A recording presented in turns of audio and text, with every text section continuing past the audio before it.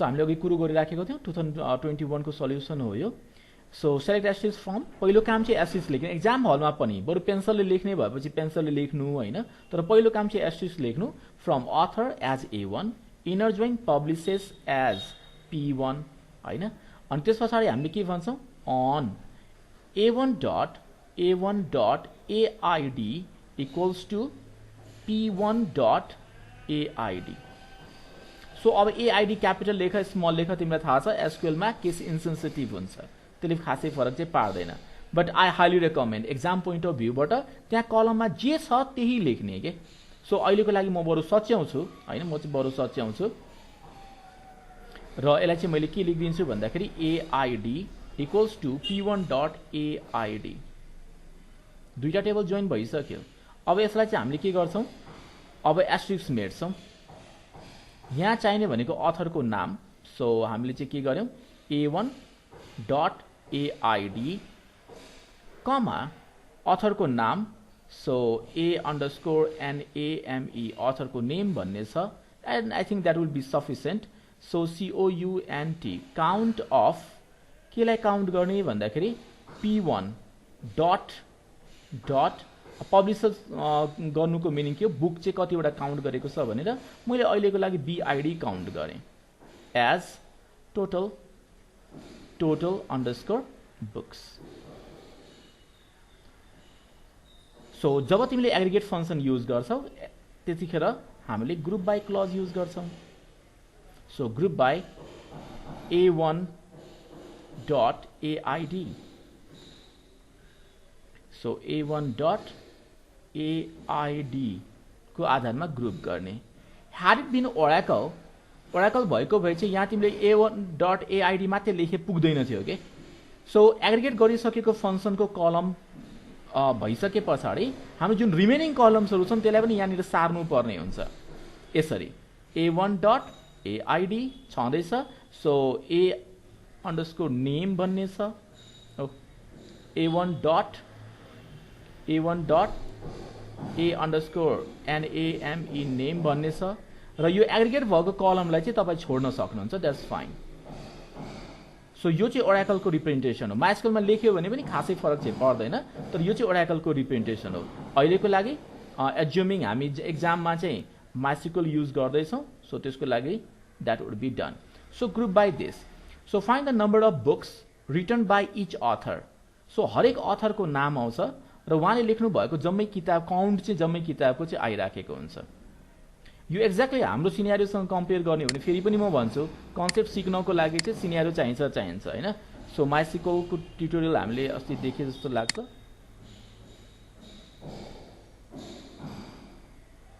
यो total number of orders निकाले जस्तै हो के अब यसमा चाहिँ होइन के अरे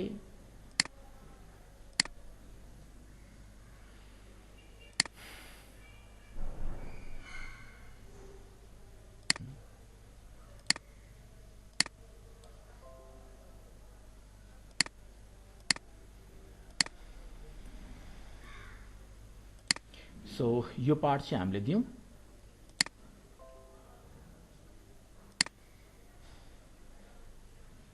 so if you see here यसले भन्न खोजेको चाहिँ के छ भन्दाखेरि find the list of customers and the total number of payments यो काम हामीले गरिसकेका छौं find the list of customers the total number of orders यो काम हामीले गरिसकेका छौं रिलेशनशिप हेर्न जान्नु पर्यो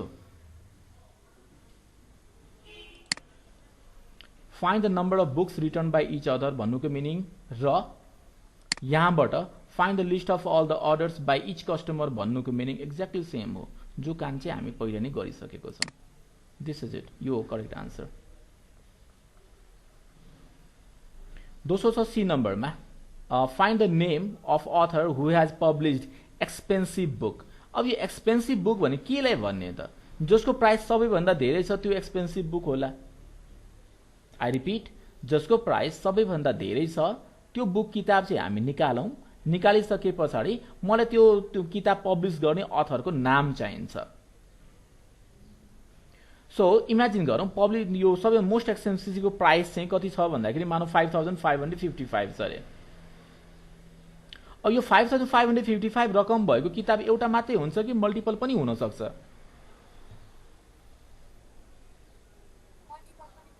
मल्टिपल पनि हुन सक्छ।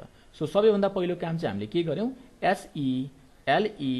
SELECT select MAX max of select max of expensive भन्नको लागि म्याक्स अफ PRICE प्राइस निकाल्यौं, म्याक्स अफ प्राइस निकाल्यौं। कहाँबाट त भन्दाखेरि फ्रम बुक, बुक छ कि बुक्स छ, बुक मात्रै रहेछ। So BOOK book. यसले हामीलाई के दिन्छ होला, maximum price of any books भनेर दिइराखेको हुन्छ। सो यसको आधारमा चाहिँ अब मलाई के गर्नु पर्यो भन्दाखेरि अब मलाई के निकाल्नु पर्यो, अथरको इन्फर्मेसन निकाल्नु पर्यो र बुकबाट अथरको इन्फर्मेसन सिधै त निस्किँदैन, त्यही भएर चाहिँ पब्लिसेस अथर र बुक तिनटैलाई जोइन गर्नुपर्छ। सो यो पोइन्ट भन्दा अगाडि म तीनवटा टेबल जोइन गर्नुपर्ने भयो। So let's start SELECT select. अहिलेको लागि चाहिँ म फेरि एस्टेरिस्क लेख्छु, फ्रम अथरबाटै सुरु गरौँ। So AUTHOR author as A1 inner join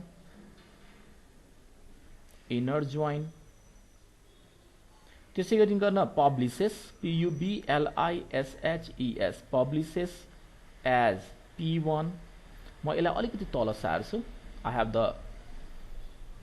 authority. So मैले यसलाई अलिकति तल सारेँ है ल। सो P1 अनि त्यस पछाडि के को आधारमा के को आधारमा भन्दा अन A1.AID अघिकै जस्तो हामीले फेरि क्यापिटल लेटरमा छ भने क्यापिटल लेटरमै लेखौँ, AID equals to P1.AID inner join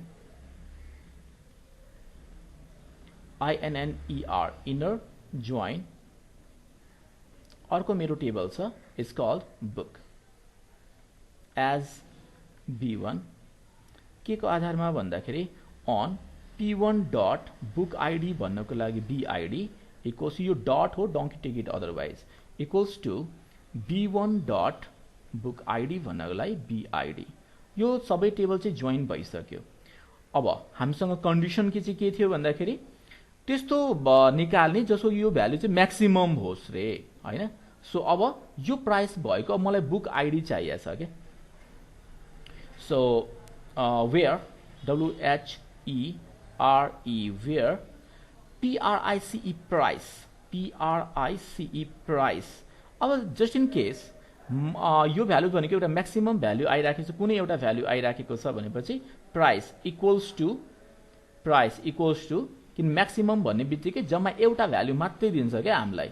so equals to select max from blah blah blah. So this is how it looks. अब यसलाई मैले अलिकति नजिक पारिदिने हो भने so this is how it looks. This is how it looks.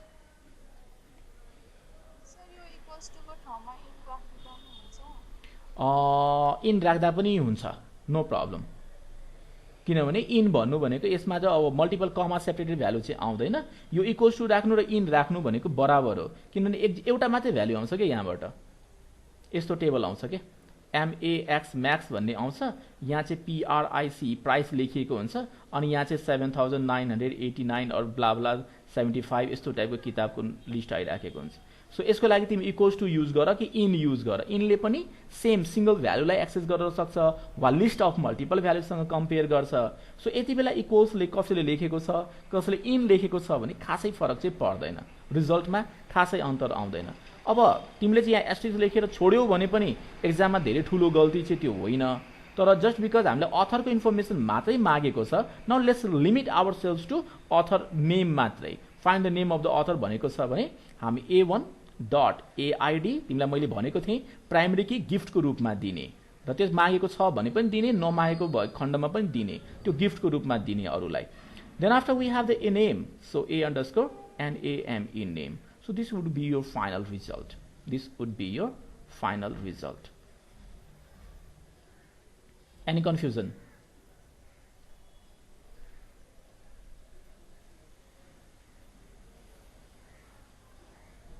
किन हामीलाई लडेको छ। त्यसो भए हामी चाहिँ नर्मलाइजेसनतिर लागौँ। ल सबैभन्दा पहिला हामीले हेर्नुपर्ने भनेको फर्मल डेफिनेसन अफ नर्मलाइजेसन किन चाहिन्छ के गर्नुपर्ने हुन्छ हैन। सो त्यसको बारेमा चाहिँ हामी थोरै बहुत कुरो गरौँ अनि अगाडि बढौँला।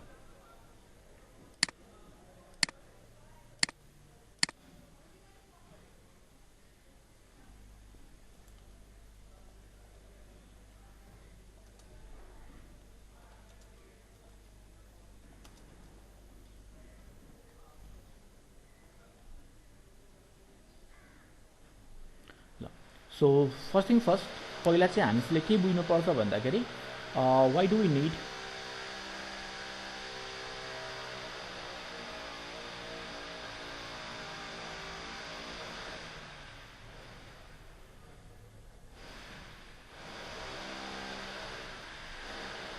नर्मलाइजेसन है त। सो यसको यो क्वेसनको आन्सर भनेको कहाँबाट सुरु हुन्छ भने के हो त यो नर्मलाइजेसन र यो पोइन्ट भन्दा अगाडि हाम्रो के थियो, डेटामा प्रब्लम के थियो त। सो जब तपाईँ ER डायग्राम डेभलप गर्नुहुन्छ so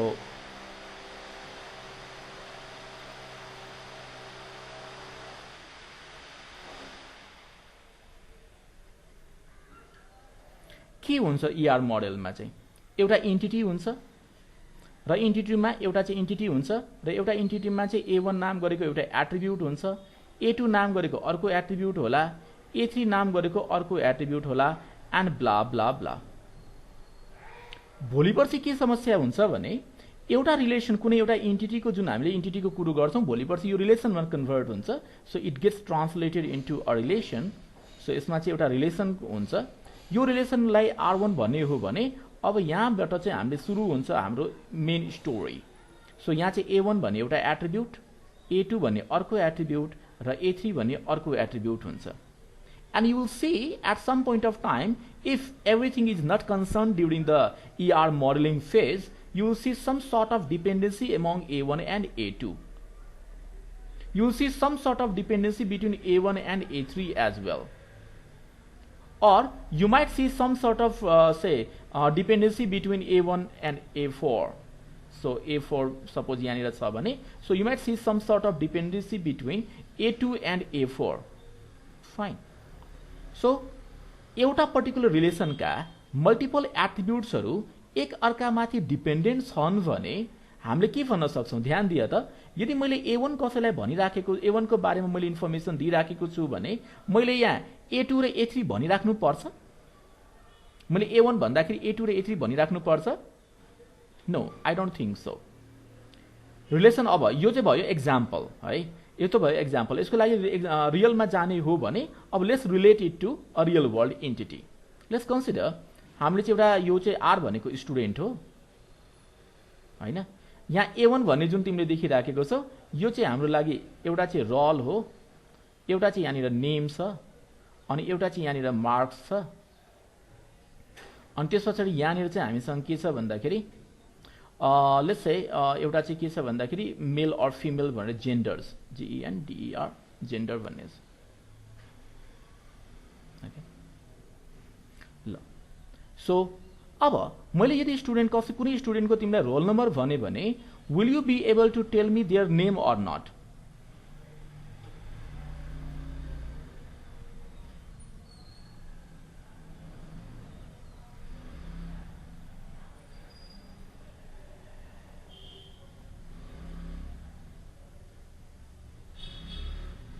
The question is very simple. मैले तिमीलाई यदि रोल नम्बर 101 भने will you be able to tell me his or her name or not? Yes, sir. त्यही त हो नि यो लेखेको माथि। सो नर्मलाइजेसनमा चाहिँ हामी के हेर्छौं भन्दाखेरि कुनै एउटा रिलेसनको एट्रिब्युट्सहरूको बीचमा सर्टेन किसिमको डिपेन्डेन्सीजहरू हुन्छन्। यदि यस्तो डिपेन्डेन्सीहरू भयो भने मानौ तिमीले डेट अफ बर्थ राखिराखेको छौ। सो अब यतातिर जाउँ हैन। सो मैले डेट अफ बर्थ राखिराखेको छु र यही टेबलमा मैले चाहिँ एकछिन पछाडि चाहिँ यहाँनिर छेउमा AGE एज पनि राखिराखेको छु। So look, so what do you see? You see there is a dependency between date of birth and age. So एउटै रिलेसनको टू or more एट्रिब्युट्सहरूको बीचमा जुन डिपेन्डेन्सी हुन्छ त्यो डिपेन्डेन्सीलाई हामीले भन्छौं फंक्शनल डिपेन्डेन्सी। नर्मलाइजेसन किन गर्नुपर्छ भने यस्ता टाइपका फङ्सनल डिपेन्डेन्सिजहरूलाई भोलिपर्सि हामी हटाउन सक्नुपर्छ। यो डिपेन्डेन्सिजहरू सकेसम्म यदि हट्यो भने हाम्रो रिडन्डेन्ट इन्फर्मेसन्सहरू डेटाबेसमा गएर बस्दैन। लाइक डेट अफ बर्थ भन्दै गर्दा एज किन स्टोर गरिराख्नु पर्यो र? त्यो केसमा चाहिँ हामी के गर्छौँ, बरु यो एजलाई चाहिँ यहाँबाट हटाइदिने, डेटाबेसमा स्टोर गर्दै नगर्ने, डाइनामिकली सर्भरको टाइमबाट डेट अफ बर्थ घटाउने बित्तिकै हामी एज क्याल्कुलेट गर्न सक्छौँ। So in that case just because there was some sort of dependency हामीले यसलाई चाहिँ हटाउँछौँ। हो, यो डिपेन्डेन्सिजहरू हटाउनको लागि विल टक अबाउट रिसेन्टली, एकछिन पछाडि हामी कुरो गर्छौँ। सो यस्ता टाइपका डिपेन्डेन्सिजहरू भयो भने there will be a problem like we say there will be a problem like data redundancy. So भनिन्छ if the same data or information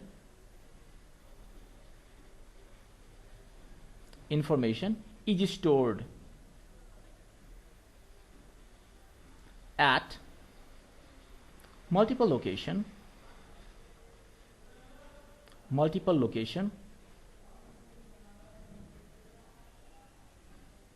अझ भन्ने हो भने multiple times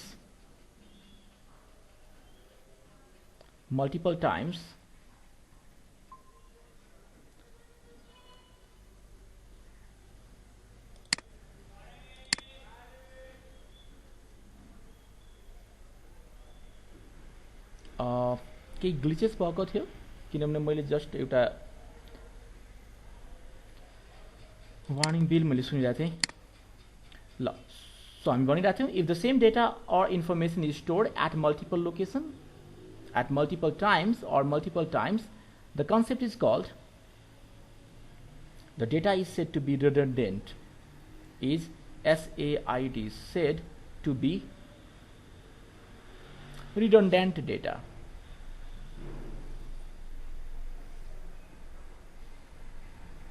The data is said to be redundant data. Means चाहिँ उसको चाहिँ multiple अकरेन्सेसहरू छ। अब समस्या के हुन्छ? So problem because of redundancy. Problem because of REDUNDANCY. So तिमीले त्यो चाहिँ बुझ्नु पर्यो कि what is the problem because of the redundancy. ठीक छ, redundancy हुन्छ भयो रे मानौ। सो त्यसले गर्दाखेरि what are the problems, के एराइज हुन सक्छ त? सो पहिलो चीज हामी के देख्छौँ भन्दाखेरि first problem that arises is known as insert anomaly. So पहिलो प्रब्लम एराइज हुने भनेको हामी भन्छौँ INSERT, इन्सर्ट एनोमली। सो यसलाई डिफाइन गर्नु पर्दाखेरि भनिन्छ द प्रब्लम। त्यसपछि म एउटा स्याम्पल डेटामा पनि देखाउँछु तिमीलाई। यो पहिला चाहिँ हामीले यहाँ फर्मली डिफाइन गर्दैछौँ इन्सर्ट एनोमली भनेको के हो। So the problem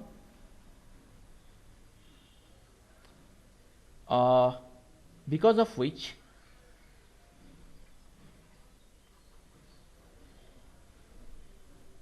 multiple data are stored have to be stored भनौँ अझ multiple data have to be stored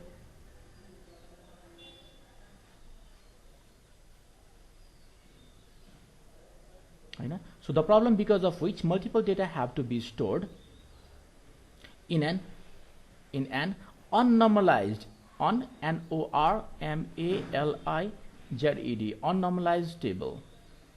और हामी टेबल चाहिँ यतिखेर भन्दैनौँ, यतिखेर भाषा सुधार्छौँ, हामी रिलेसन भन्छौँ। Unnormalized relation is called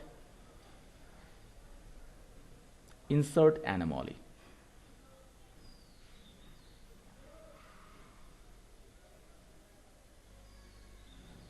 like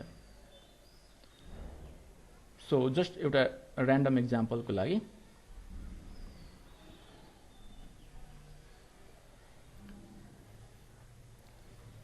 so यहाँ चाहिँ मसँग के छ भन्दाखेरि सपोज एउटा चाहिँ यहाँनिर EMP ID भन्ने छ, त्यस पछाडि फुल नेम भन्ने छ, त्यसपछि डिपार्टमेन्ट ID भन्ने छ, डिपार्टमेन्टको नेम भन्ने छ डी नेम, डिपार्टमेन्टको नेम, र त्यसपछि उहाँको स्यालेरी भन्ने छ। अब मैले के चाहन्छु भन्दाखेरि अहिलेको लागि मेरो रिक्वायरमेन्ट चाहिँ के हो भने जस्ट ध्यान दियो ल राम्ररी।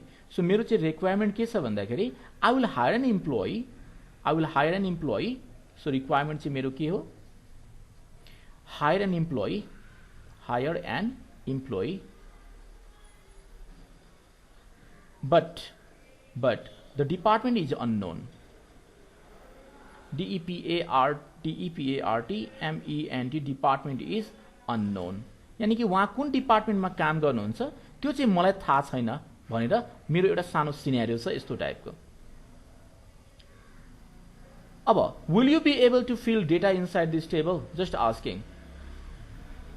एउटा इम्प्लोइ से इम्प्लोइ आइडी 101 छ हैन, इम्प्लोइको नाम राम शाह भन्ने छ, डिपार्टमेन्ट आइडी चाहिँ यहाँ के भनिएको छ, उहाँले चाहिँ कुन डिपार्टमेन्ट राख्ने त्यो चाहिँ हामीलाई थाहा छैन, स्यालेरी चाहिँ मैले 25,000 दिइराखेको छु। सो यो प्रब्लम जुन तिमीले देखिरहेको छ, कुनै एउटा इम्प्लोइ हामीले क्रिएट गर्दाखेरि डिपार्टमेन्टको इन्फर्मेसन चाहिँ हाल्नै पर्ने भयो के। Look, that is what it says, the problem because of which multiple data have to be stored. हेर है, multiple data have to be stored. अब यो ठाउँमा चाहिँ मलाई डिपार्टमेन्ट आइडी जे भए पनि राख्नु पर्यो।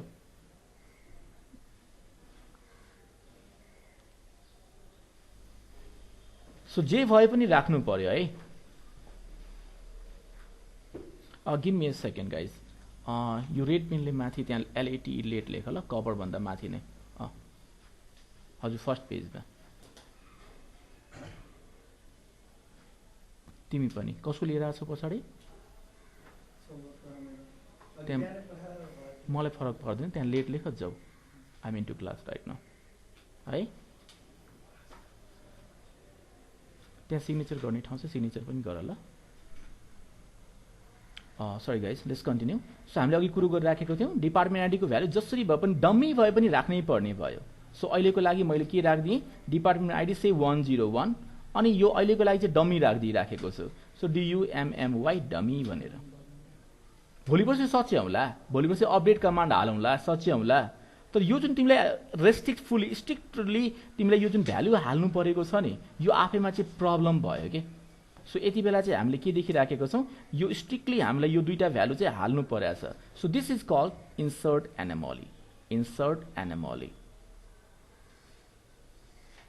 सो हामीले म्यानुअली भ्यालु हाल्नु पर्ने भयो।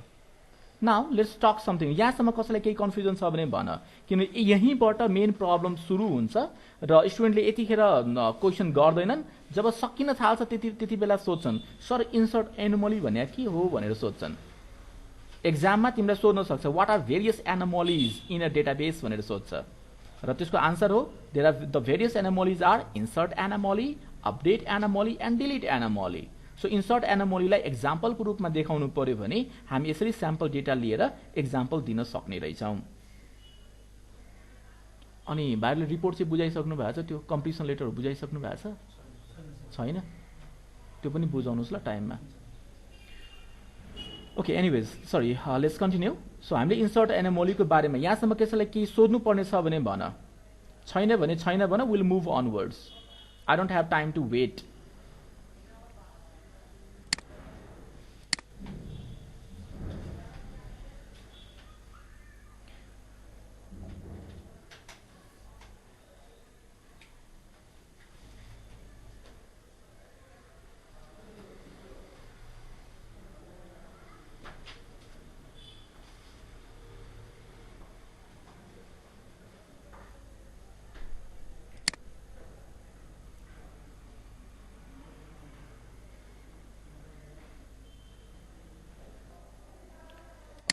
ओके, हामी कहाँ रोकिएको थियौँ भन्दाखेरि इन्सर्ट एनोमलीको कुरो गर्दै थियौँ।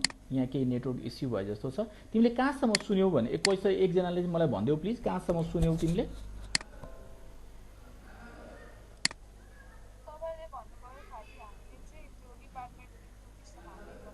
एक्ज्याक्टली, ओ त्यति ल ठिक छ। त्यस पछाडि केही स्टुडेन्टहरू यहाँ आएको थियो नि रिपोर्ट बुझाउनको लागि, आज लास्ट डेट थियो। एनिवेज ठिक छ, त्यसपछि त्यसो भए प्रब्लम भएन। This is what is the problem actually. जे भए पनि डम्मी डेटा भयो भने पनि हामीले चाहिँ त्यसको भ्यालु हाल्नै पर्ने हुन्छ।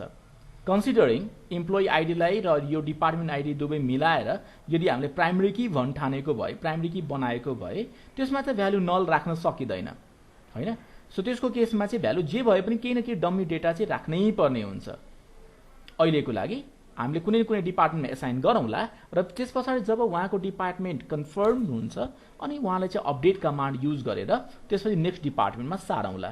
यो प्रब्लम हुन्छ यदि तपाईले अननर्मलाइज डेटाबेसमा काम गर्नु भएको छ भने। यस्तो प्रब्लमलाई भनिन्छ इन्सर्ट एनोमली। इन्सर्ट गर्दाखेरि हुने प्रब्लमलाई इन्सर्ट एनोमली। अब अपडेट गर्नलाई ट्राई गरौँ है त। सो अपडेट गर्दाखेरि हुने प्रब्लमलाई UPDATE अपडेट एनोमली हामी भन्छौँ। द प्रब्लम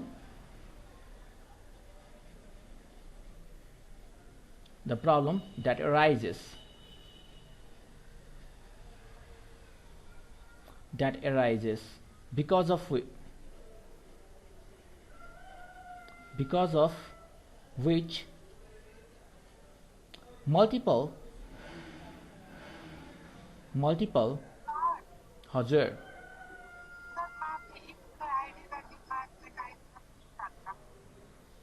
के फरक पर्छ? डिपार्टमेन्ट टेबलको डिपार्टमेन्ट आइडी भन्नु र इम्प्लोइ टेबलको इम्प्लोइ आइडी भन्नुमा के डिफरेन्स छ त? यहाँ डिपार्टमेन्ट आइडी 101 भन्नु र इम्प्लोइ आइडी 101 भन्नुमा के फरक के भयो त? यहाँ जुझ्न सकिहाल्छ नि, के प्रब्लम छ त्यहाँ? अब इमेजिन गर तिमीले चाहिँ एउटा सिक्वेन्स जेनेरेटर राखेको छौ र त्यो सिक्वेन्स जेनेरेटरबाट यो सबै डेटाहरू युनिक आइडीहरू दिइराखेको छौ भने त प्रब्लम होला। डेटा पम्प जस्तो भन्छौँ हामी हैन। So DATA data PUMP pump भन्यौ। अब तिमीहरूको घरतिर चापाकल होला हैन। सो इमेजिन गर यो चाहिँ हाम्रो लागि डेटा पम्प छ रे यहाँनिर। सो यहाँबाट यदि आइडीहरू आइराखेको छ भने तिमीले यहाँ यसको लागि आइडी दियौ, फेरि एकचोटि पम्प गर्छौ, अर्को आइडी जेनेरेट हुन्छ, अर्कोको लागि आइडी दियौ and so on. That's not true. So हामीसँग डेटा पम्प चाहिँ छैन यसको लागि। सो मिल्न सक्छ है, इम्प्लोइ आइडी र डिपार्टमेन्ट आइडीको सेम भ्यालु चाहिँ हुन सक्छ। अपडेट एनोमलीको कुरो गर्दै थियौँ। The problem that arises because of which multiple records get modified, multiple records GET get modified if we modify a single value, if we modify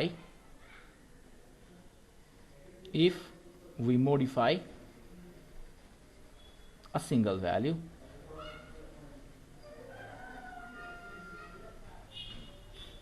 हैन। सो यो प्रब्लमलाई चाहिँ हामीले के भन्यौ? Is known as update anomaly. म अहिले sample data राखेर देखाउँछु। Update ANAMOLY anomaly. ल अब मसँग केही रेकर्ड्सहरू छन्। इमेजिन गरौँ यसै यही टेबललाई चाहिँ अब मैले के गरेँ भन्दाखेरि ठ्याक्कै एक्ज्याक्टली यही टेबललाई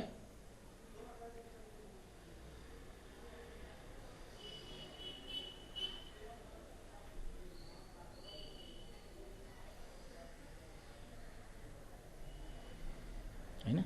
सो एक्ज्याक्टली यही टेबल छ मेरो लागि।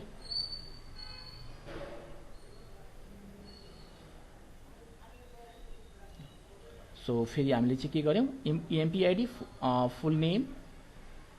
So EMP underscore ID FULL full underscore name, त्यसै गरी DEPT underscore ID डिपार्टमेन्ट को नेम र स्यालेरी भनेर राखेको छ।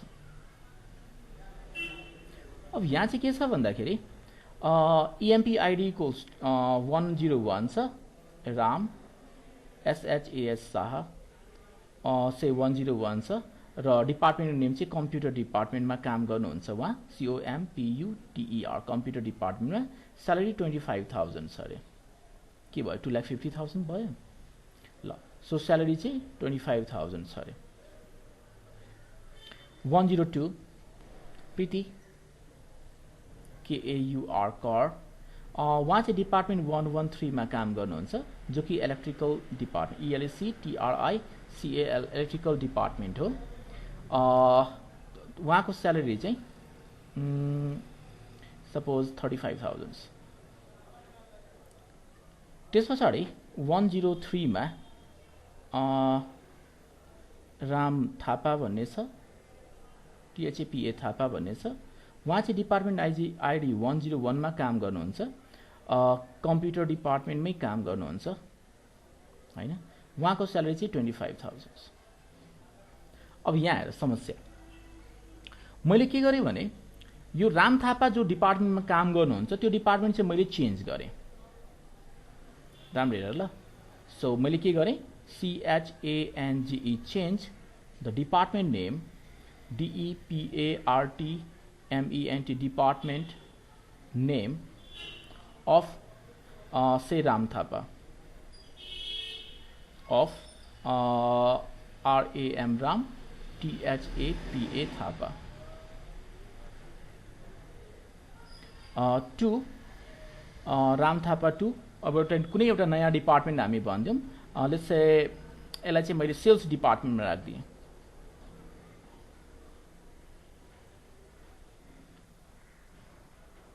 यसको लागि के कमान्ड चलाउँछौ तिमीले ल भन त मलाई। हामीले अस्ति क्रिएट अल्टर ड्रप सबै पढिसकेको छौँ, इन्सर्ट अपडेट डिलिट सबै पढिसकेको छौँ। ल मलाई भन त यसले गर्दाखेरि के चलाउँछौ तिमीले। यहाँ अपडेट कमान्ड, ओके ल। सो अब मैले सिनेरियो अलिकति चेन्ज गरेँ, अपडेट कमान्ड, ल ठिक छ अपडेट कमान्ड भन्ने, where the change the department name of say employee whose name has Ram, department name of employee name having Ram, having RAM Ram to sales department। ल भन मलाई complete query नै भन है, म कम्प्लिट क्वेरी लेख्न चाहन्छु। UPDATE अपडेट, टेबलको नाम लेट्स से EMPLOYEES इम्प्लोइज हो रे। सो अपडेट इम्प्लोइज, अब के लेखौँ, सेट डीनेम डिपार्टमेन्टको name equals to sales department, sales DEPARTMENT department, अनि वेयर के लेखौँ हामी, वेयर फुल नेम। अब तिमीलाई थाहा छ यो ह्याभिङ राम भनेर भनिराखेको छ, भन्नुको मिनिङ के हो, LIKE लाइक अपरेटर हो, पर्सेन्टेज RAM राम। अब यहाँनिर तिमीले डबल कोट युज गर वा सिंगल कोट युज गर, खासै फरक चाहिँ पर्दैन, तर हामी जहिले पनि के गर्छौँ, लाइक अपरेटरसँग सिंगल कोट नै प्रिफर गर्छौँ। Okay, now tell me how many record will be modified. यो कमान्ड चलाएँ भने मैले कतिवटा रेकर्ड मोडिफाई हुन्छ, दुईटा। यो पनि मोडिफाई भयो, यो पनि मोडिफाई भयो हो। यति बेला त कुनै पनि इस्यु भएन क्या तिमीलाई, जब तिमीलाई भनिराखेको छ त्यति बेला चाहिँ कुनै पनि इस्यु भएन। तर यो जसको आइडी 101 हो उसको डिपार्टमेन्ट मात्रै मलाई चेन्ज गर्नु छ। सो यसले गर्दाखेरि अब के भयो, यो कम्प्युटर डिपार्टमेन्ट चाहिँ चेन्ज हुन्छ तर अर्को कम्प्युटर डिपार्टमेन्ट चाहिँ चेन्ज हुँदैन। लुसी सो चेन्ज, अर्को चाहिँ म सिनेरियो के दिन्छु भन्दाखेरि CHANGE change the department and AME name to sales department, sales DEPARTMENT department, where change sales department where employee earns more than say 30,000। ल अब भन मलाई यसको लागि क्वेरी के लेख्छ होला।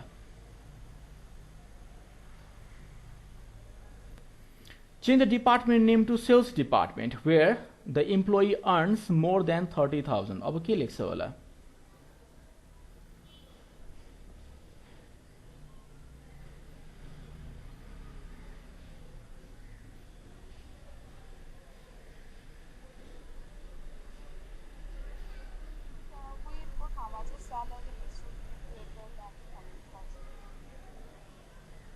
So तिम्रो साथीले के भन्नुभयो भने सर अब चाहिँ कन्डिसन मात्रै चेन्ज छ, अरू त सबै थोक ठिकै छ भनेपछि हामीले कन्डिसनलाई मात्रै चेन्ज गर्छौँ। सो मैले यसैलाई कपी पेस्ट गरेँ। सो तिमी भन्दा बढी लेजी चाहिँ म हो, म देखाउँछु कसरी। ल हैन, सो अब चाहिँ हामीले के गर्यौं भन्दाखेरि अब कन्डिसन चाहिँ चेन्ज गर्यौं। सो ल कन्डिसन चाहिँ मैले चेन्ज गरेँ। So where SALARY salary greater than 30,000 केही प्रब्लम भयो यहाँ, कोड चाहिँदैन है। सो केही प्रब्लम भयो, ध्यान देऊ त। सो जसको स्यालेरी ग्रेटर देन 30,000 छ त्यो भनेको यो डिपार्टमेन्ट यो पार्ट हो हैन। सो यसको यहाँनिर इलेक्ट्रिकललाई हटाएर के बनाउँछ होला, इलेक्ट्रिकललाई हटाएर के बनाउन खोज्छ, सेल्स डिपार्टमेन्ट। सो यसलाई बनाउन खोज्छ SALES sales DEPARTMENT sales department. यहाँ प्रब्लम भएन किन 113 मा मानौ कुनै डिपार्टमेन्ट सेल्स डिपार्टमेन्ट नाम थिएन, इट्स ओके। तर यसै चीजलाई ठ्याक्कै एक्ज्याक्टली यसैलाई सेल्स डिपार्टमेन्ट नभनेर कम्प्युटर डिपार्टमेन्ट भन्या भए, ल हेर त कम्प्युटर डिपार्टमेन्ट भनेको भए के लेख्थ्यौ तिमीले, यहाँ कम्प्युटर लेख्थ्यौ। अब चेक गर के हुन्छ, update the department name to computer, ध्यान दियो ल, to computer where employee earns more than 30,000. See? So employee earns more than 30,000 भनेको यो रेकर्ड हो। अब यो रेकर्डलाई चाहिँ हामीले चाहिँ कम्प्युटर डिपार्टमेन्ट बनाउने भयौं। सो यो रिपोर्टलाई चाहिँ हामीले के गर्यौं, यहाँनिर कम्प्युटर भनेर बनायौं। तिमीले एरर पत्ता लगायो, थाहा पायो अहिले भर्खरै के भयो।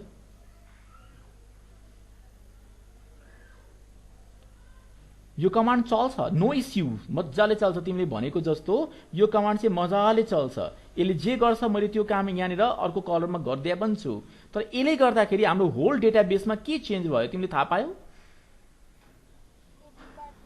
एक्ज्याक्टली माथिको जुन डिपार्टमेन्ट आइडी कम्प्युटरको छ त्यो चाहिँ 101 छ, तलको जुन कम्प्युटरको डिपार्टमेन्ट छ त्यो चाहिँ 101 नै छ।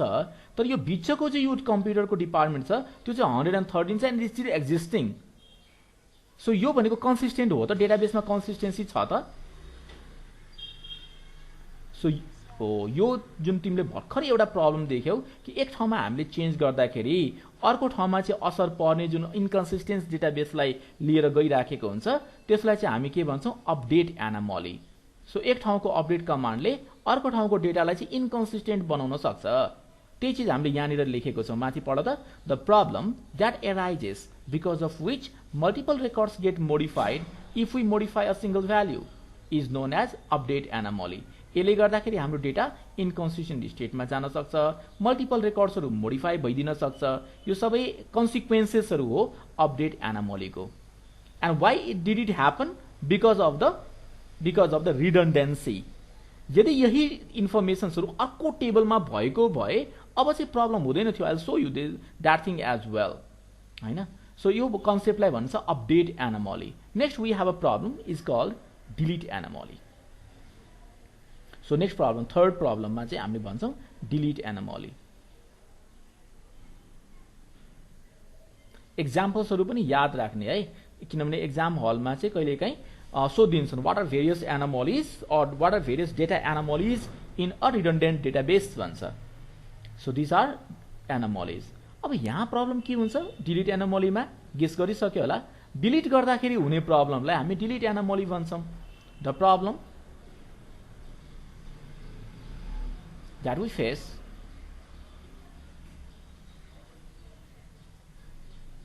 during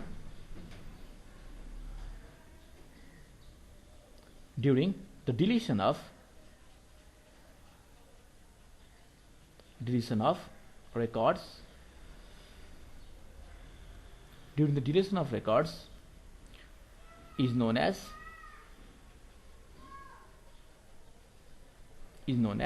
delete anomaly.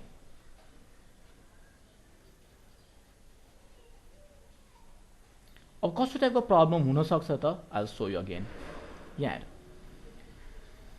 सो मैले इन्टेन्सनली अब के गर्छु भन्दाखेरि एउटा पर्टिकुलर कुनै डिपार्टमेन्टमा एउटा मात्रै इम्प्लोइ राख्छु। ध्यान दियो ल। सो यति बेलाको एक्जाम्पल अलिकति ध्यान देऊ। सो अब के गर्छु मैले इन्टेन्सनली नै अरु रेकर्ड्सहरु त मेरा छँदैछन्,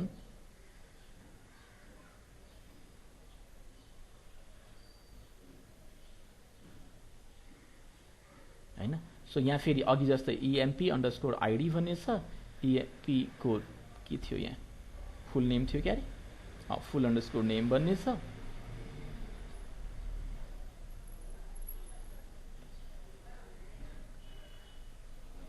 dept_id छ, dname भन्ने छ, and we have something called salary।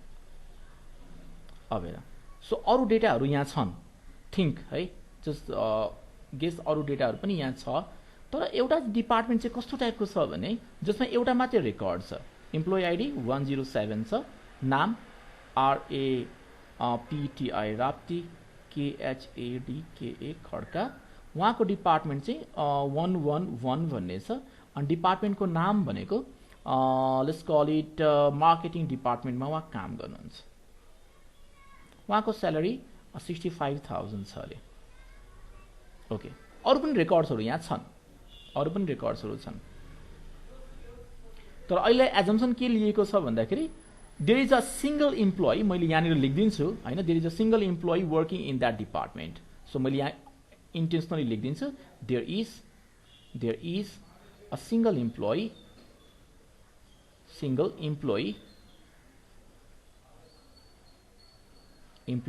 working in that department। ध्यान दियो होला प्रब्लमलाई। र हामीले के गर्यौं भन्दाखेरि डिलिट गरिराखेको छौं, रिमुभ। अब रिक्वायरमेन्ट कस्तो आयो, remove the employee.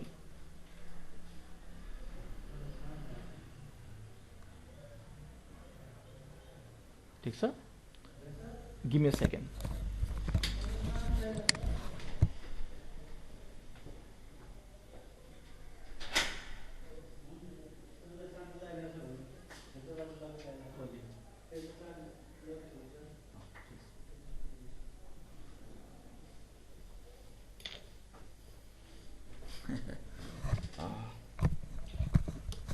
Sorry for the disturbance. हामी कुरो गरिराखेको थियौं रिमुभ द इम्प्लोइ हैन, राप्ती खड्का, उहाँले रेजिग्नेसन दिनुभयो के है। सो अब यो काम यदि गर्नु पर्यो भने what would be the command, anybody? रामले पुरै भन्ने DELETE डिलिट, त्यसपछि फ्रम इम्प्लोइज, त्यसपछि okay where emp_id equals to 107। तिमीले थाहा पायो भर्खरै के भयो, तिमीले के गर्यौ? लजिकली सोचेर भन मलाई, भर्खरै के गर्यौ तिमीले? इम्प्लोइलाई डिलिट गर्यौ हैन, तर नोइङली अर अननोइङली के भयो, डिपार्टमेन्ट रद्द भयो कि भएन? यो डिपार्टमेन्ट किनभने इम्प्लोइ हटाउनुको मिनिङ के हो, यो सबै होल रेकर्ड हट्नु होइन र। यो जुन तिमीले भर्खरै यो कमान्ड चलायो त्यसले गर्दाखेरि के हुन्छ, यो कम्प्लिट रेकर्ड नै रिमुभ हुन्छ नि त डेटाबेसबाट, हट्यो त। मार्केटिङ भन्ने जुन डिपार्टमेन्ट थियो हाम्रो, त्यो डिपार्टमेन्टको इन्फर्मेसन त कहीँ पनि रहेन नि अब। सो डिलिट गर्दाखेरि यस्तो प्रब्लमहरूलाई, जुन यो रिडन्डेन्सीले गर्दाखेरि प्रब्लम हुन्छ, अर्को काम के गर्न सकिन्थ्यो भन्दाखेरि यो डिलिट गर्ने बेलामा यो इम्प्लोइ आइडीलाई चाहिँ डमी बनाइदिने, के अननेसेसरी केही भ्यालु राख्दिने, just in case if you have to keep the information of department ID, त्यो केसमा चाहिँ हामी के गर्छौं, राप्ती खड्काको इन्फर्मेसन त हटाउँछौं र त्यस पछाडि EMP आइडीमा नल र फुल नेममा चाहिँ गार्बेज केही भ्यालु चाहिँ हामी राख्दिउँला, to save the information of department_id and department name having marketing. तर त्यस्तो काम गर्नको लागि the database has to work so much of effort लाग्छ, त्यसको रिसोर्सेसहरु कन्ज्युम गर्छ। इन्स्टेड अफ दैट, अब यो जुन प्रब्लम तिमीले देखिराखेको छौ, यो प्रब्लम कहाँबाट एराइज भयो? डिलिट अपरेसनको लागि हामीले के गर्यौं, एउटा म्यानुअली त्यस्तो डेटा सेट रेडी गर्यौं जसमा single employee working in that department छ रे। हामी अब डिपार्टमेन्ट डिलिट गर्यौं भने इम्प्लोइको इन्फर्मेसन डिलिट हुन्छ, इम्प्लोइ डिलिट गर्यो भने डिपार्टमेन्ट इन्फर्मेसन डिलिट हुन्छ। द्याट इज नट इन्टेन्सनल हैन, हामीले इन्टेन्सन चाहिँ त्यो थिएन, त्यही पनि त्यो हुन्छ। यो यस्तो प्रब्लम किन सृजना भयो भन्दा because of the redundant data. So यस्तो प्रब्लमलाई हामी भन्छौँ डिलिट एनोमली। डिलिट गर्दाखेरि यस्ता जुन प्रब्लम्सहरू हुन सक्छन् त्यसलाई हामी भन्छौँ डिलिट एनोमली। ल यहाँसम्म कसैलाई केही सोध्नु पर्ने छ भने भन। We just discuss about insert anomaly, update anomaly and delete anomaly. These are the problems inside the unnormalized database. Unnormalized database means all possible columns are stored in the single table है। So यस्तो टाइपमा डेटालाई चाहिँ हामी भन्छौँ अननर्मलाइज्ड database. छ कसैलाई केही सोध्नु पर्ने यहाँसम्म? ल सो यदि छैन भने मेरो एउटा कन्सेप्ट चाहिँ यहाँनिर सकियो, किनभने यो कन्सेप्ट चाहिँ तिमीलाई एकछिन पछाडि फेरि चाहिन्छ। अब अर्को कन्सेप्टको कुरो गरौँ। द्याट सेज म भर्खर एउटा चाहिँ यहाँनिर एक्सक्युज मी। ल सो एउटा चाहिँ हामीसँग के छ भन्दाखेरि लेट्स से यहाँनिर अननर्मलाइज्ड डेटाबेस भयो रे। यो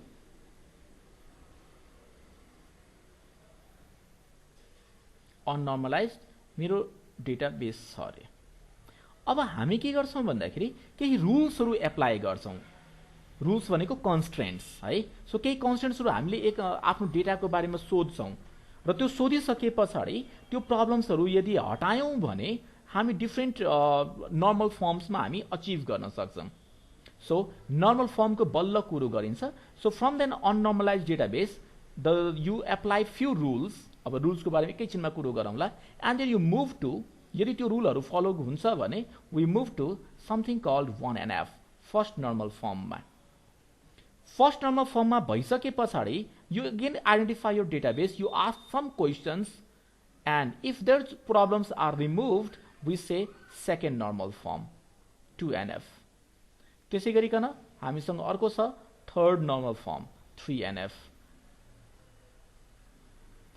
थर्ड नर्मल फर्म पछाडि हामी अर्को एउटा थर्ड नर्मल फर्मको एउटा स्पेशल केस हुन्छ। त्यो स्पेशल केसलाई हामी भन्छौँ BCNF or Boyce code normal form. So BCNF, BCNF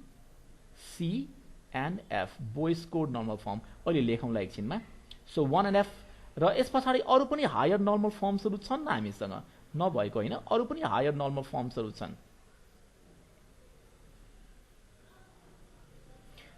4NF, fourth normal form है।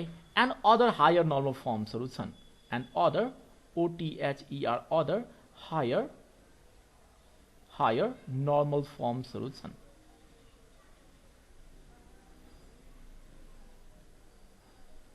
कमर्सियल डेटाबेसेसहरूलाई काममा यदि तिमीले देख्छौ भने कमर्सियल डेटाबेसले के भन्छ भन्दाखेरि यदि हाम्रो रिलेसन 3NF र वा BCNF मा छ भने that will be more than sufficient.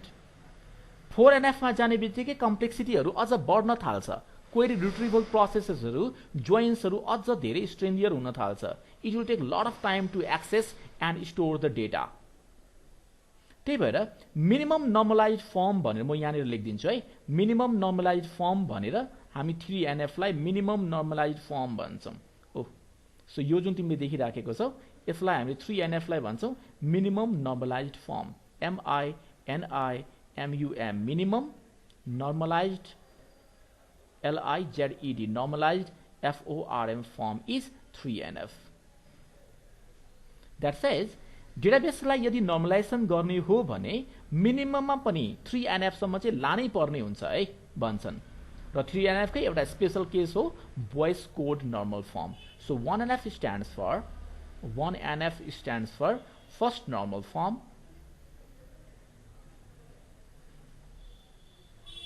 2NF guess गरिसक्यो होला सेकेन्ड नर्मल फर्म, 3NF अब सर्टमा चाहिँ हामी 3NF भनेर भन्छौँ is third normal form, and BCNF stands for Boyce code normal form, BOYCE Boyce CODD Codd normal form. अब सबैको आफ्नै रुल्सहरू छन्। जसमा अब म चाहिँ किताबमा हेर किताबमा फर्मल डेफिनेसन अर्कै तरिकाले लेखेको छ, म तिमीलाई एक्जाम पोइन्ट अफ भ्यूबाट लेख्न र सम्झिन सजिलो होस् भन्नको लागि म चाहिँ 1NF को फर्मल डेफिनेसन यहाँनिर लेख्दैछु है। सो 1NF को रुल लेख्छौँ हामी पहिला, रुल अर फर्मल डेफिनेसन भनिन्छ a relation is said to be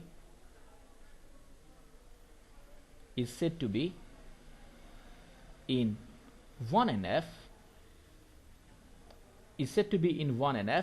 if अब मल्टी भ्यालु डिपेन्डेन्सीहरू त्यहाँ भित्र चाहिँ हुनु भएन, ठीक छ। सो पहिलो चाहिँ के हुनु पर्यो भने there is only a single value in each column। कति सजिलो छ, in each column।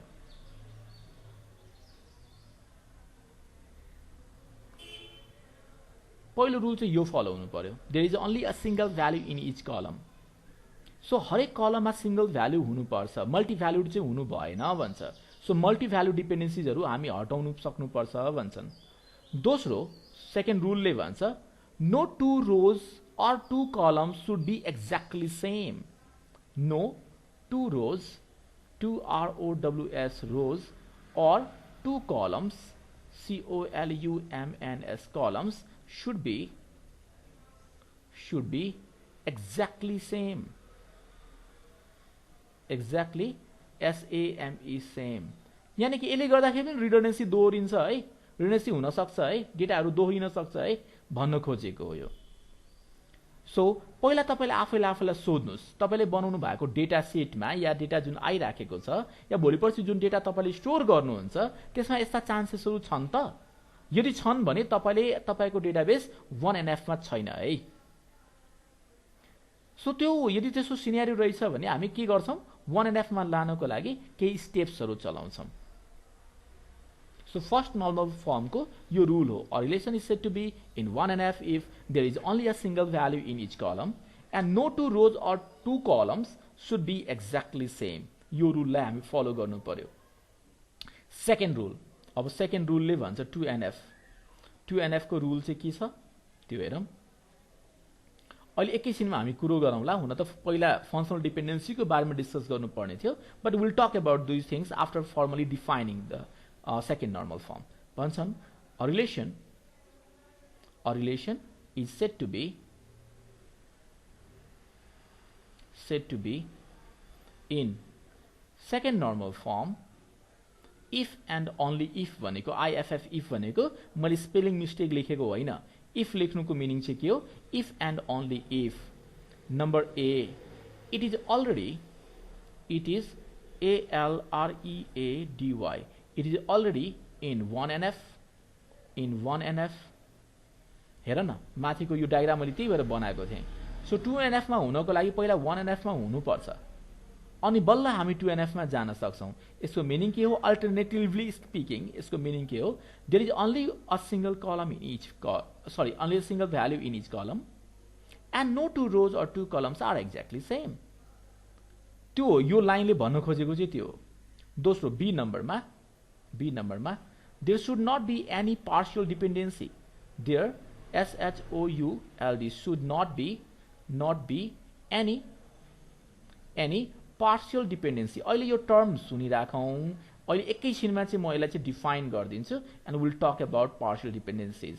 PARTIAL partial dependency and there should not be any partial dependency। अब एकछिन पछाडि हामीले फर्मली डिफाइन गरौँला के हो पार्शियल डिपेन्डेन्सी र यदि भेटियो भने यसलाई रिमुभ कसरी गर्ने त?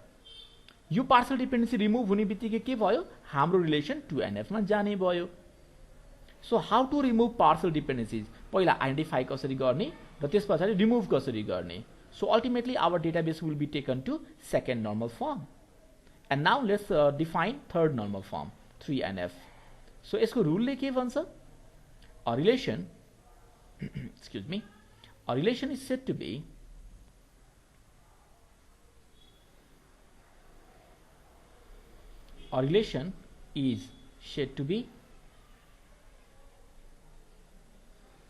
in 3NF or third normal form if number A, it is already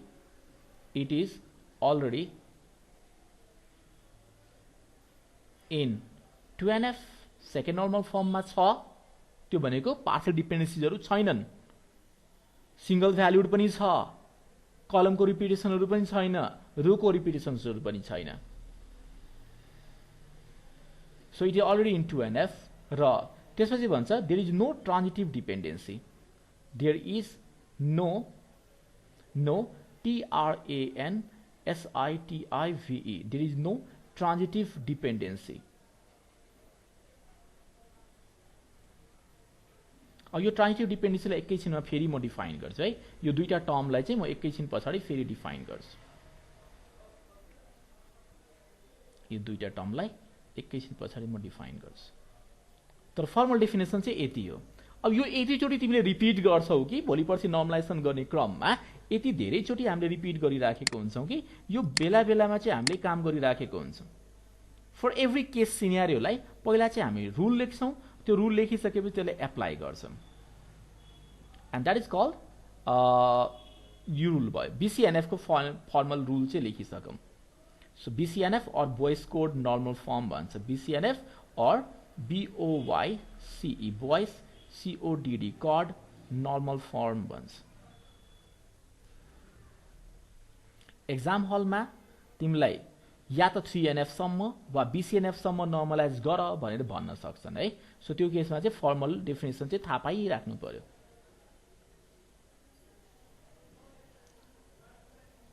okay, so Boyce code normal फर्मले चाहिँ के भन्छ?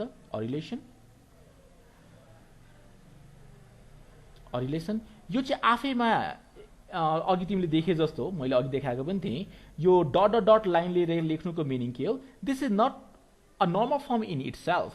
It is just a special case of third normal form. त्यसरी बुझौं है. It is not a normal form in itself, but rather it is a normal form or a special case of third normal form. कसरी? म अहिले explain गर्दिन्छु. A relation is said to be said to be in BCNF Boyce Coड normal form if it is already in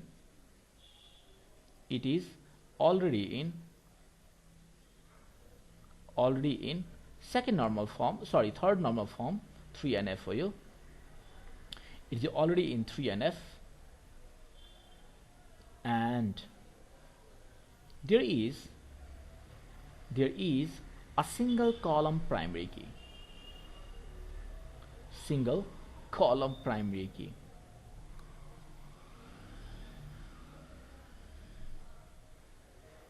Now you might ask, sir, अस्सी हामीले पढ्ने बेलामा हरेक कलम single कलमलाई नै प्राइमरी की बनाइराखेको थियौं.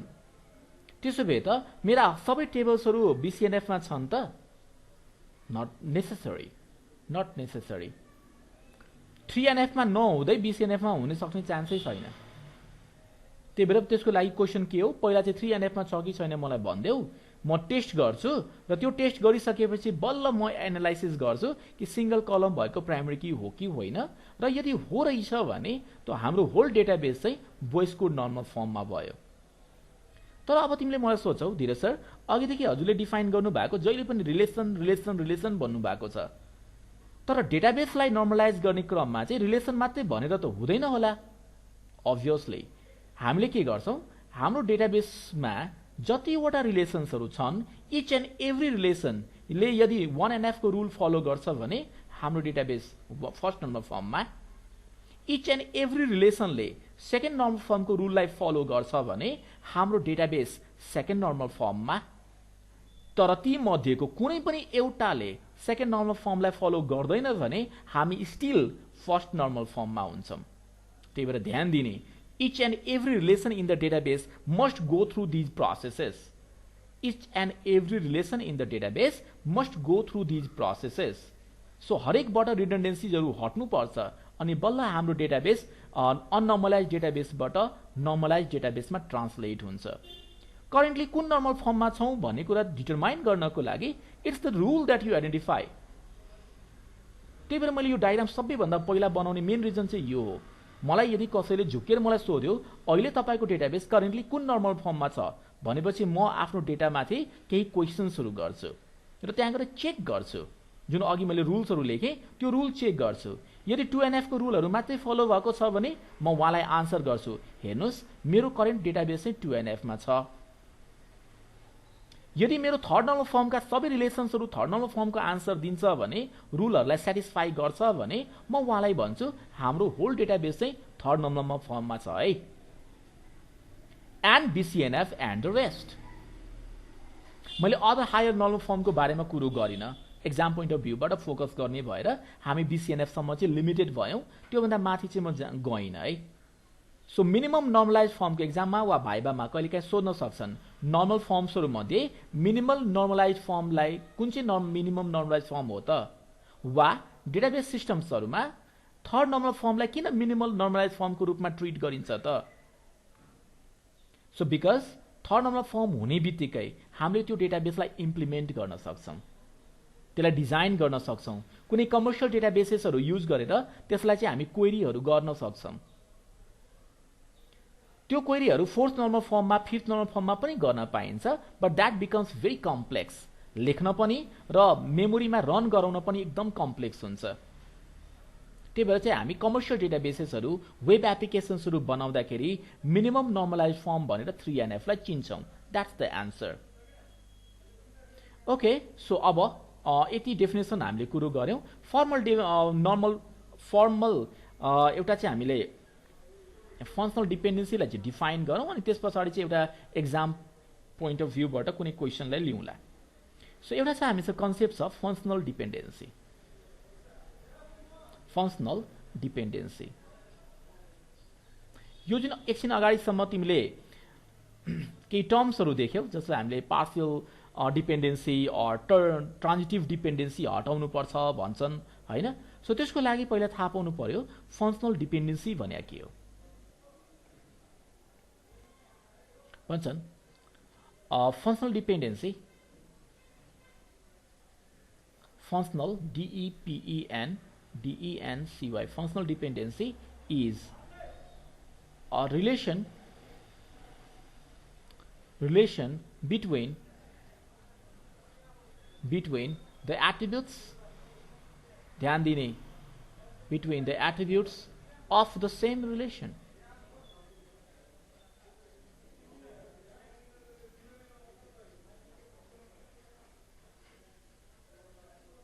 Attributes of the same relation.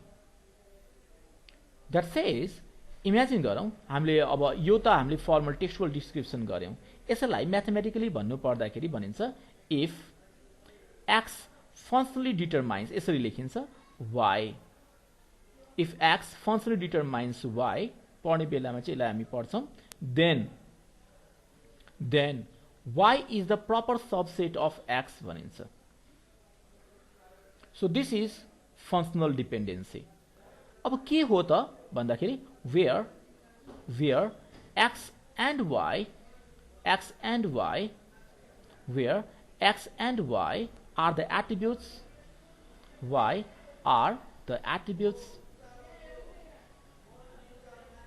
attributes of the same relation.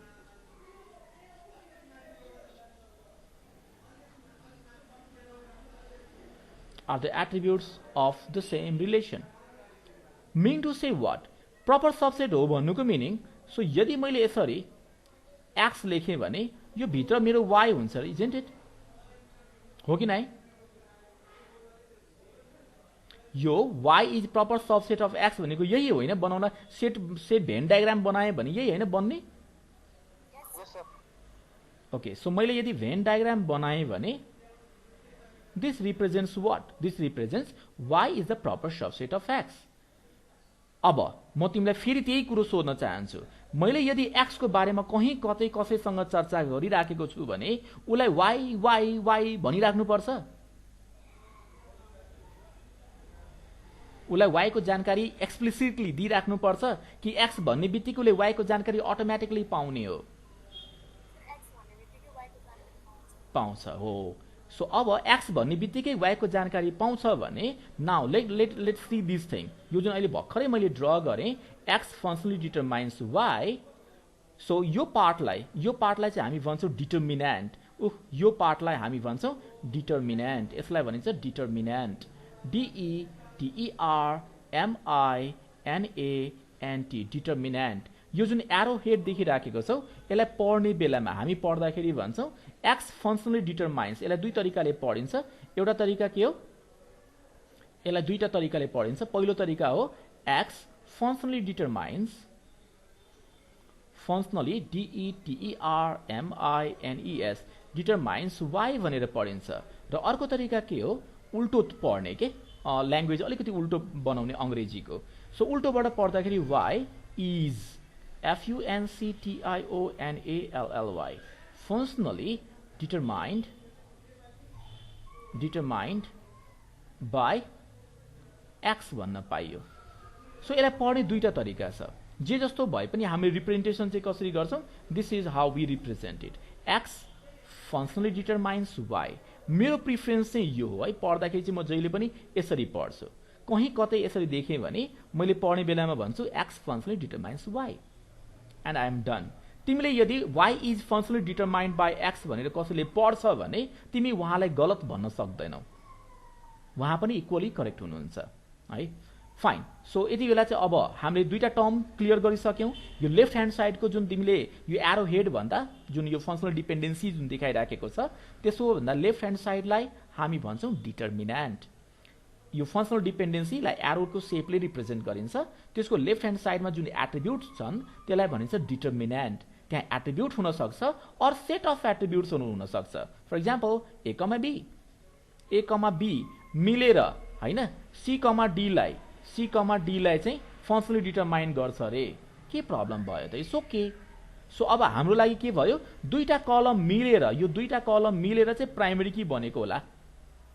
It's okay. दुईटा कलम मिलेर पनि त प्राइमेरी की बनाउने चलन छ नि। सिंगल कलम प्राइमेरी की पोसिबल छैन भने दुईटा कलमलाई मर्ज गरेर हामी प्राइमेरी की बनाउन सक्छौँ।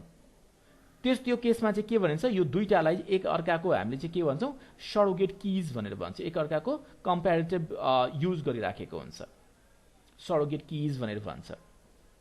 So will see those things later on. तर अहिलेलाई के बुझौँ भने here the determinant is the combination of A and B. Not just A, not just B, but the combination of A and B will be considered as the determinant. यानी कि arrow head भन्दा left hand साइडमा चाहे एउटा attribute होस् वा set of एट्रिब्युट्सहरू होस् त्यो कम्बिनेसनलाई हामी भन्छौँ डिटर्मिनेन्ट। ओके। यति भनिसके पछाडि यो दुईटा टर्म चाहिँ मैले क्लियर गरेँ। पहिलो टर्म फङ्सनल डिपेन्डेन्सी भनेको के हो, त्यसलाई म्याथमेटिकली रिप्रेजेन्ट कसरी गरिन्छ र त्यसलाई पढ्न चाहिँ हामीले कसरी पढिराखेको हुन्छौँ। Give me a second.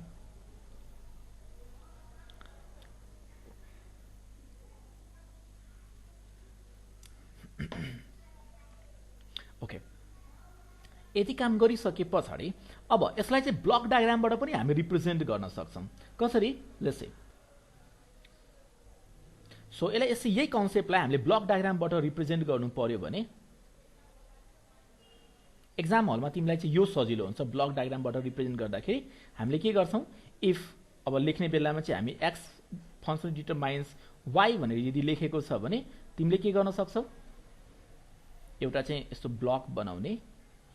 यो यदि रिलेसन R हो भने सो यहाँनिर भनिएको छ where x and y are attributes of x and y are attributes of relation R भनेको छ भने सो यो R भन्ने एउटा रिलेसन छ जसमा x र y भनेको दुईटा एट्रिब्युट्सहरू हुन् र यिनीहरूको बीचमा चाहिँ हामीसँग सर्टेन डिपेन्डेन्सी छ भन्नको लागि x फङ्सनली डिटरमाइन्स y भनेर हामी यसरी रिप्रेजेन्ट गर्छौँ।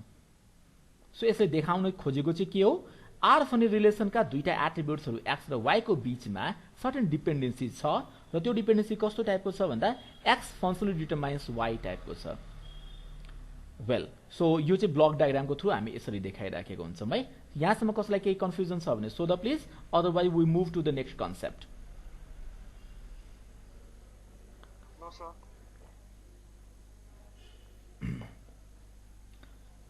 ल ठिक छ। सो अब यो ब्लक डायग्राम पनि हामीले थाहा पाइसके पछाडि अब एउटा सानो सिनेरियो के लिउँ भने सर्टेन एउटा कुनै डेटा सेट नै लिउँ न, कुनै एउटा इयरको एक्जाम्पल पोइन्ट अफ भ्यूबाट। ल 2021 मा छ कुनै डेटा सेट हेरौँ।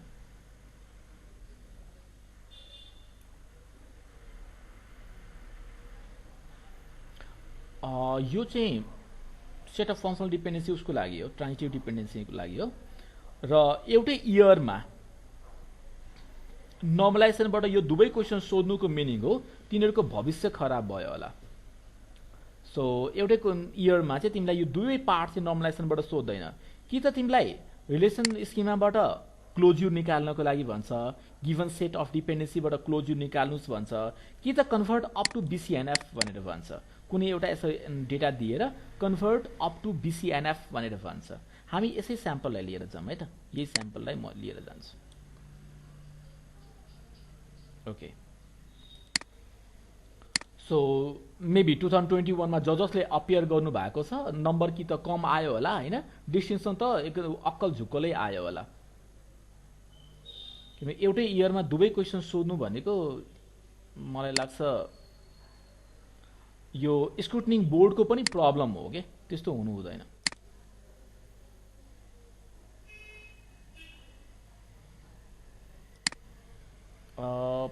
That won't be sufficient.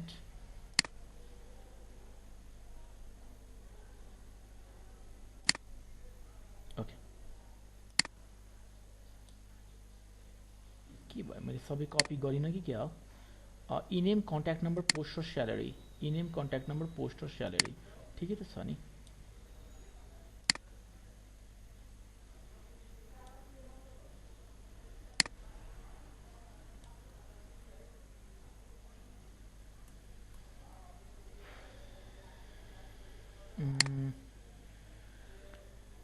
Please कसैले मलाई कन्फर्म गरिदियो यो देखिरहेछ, देखिन्छ यो?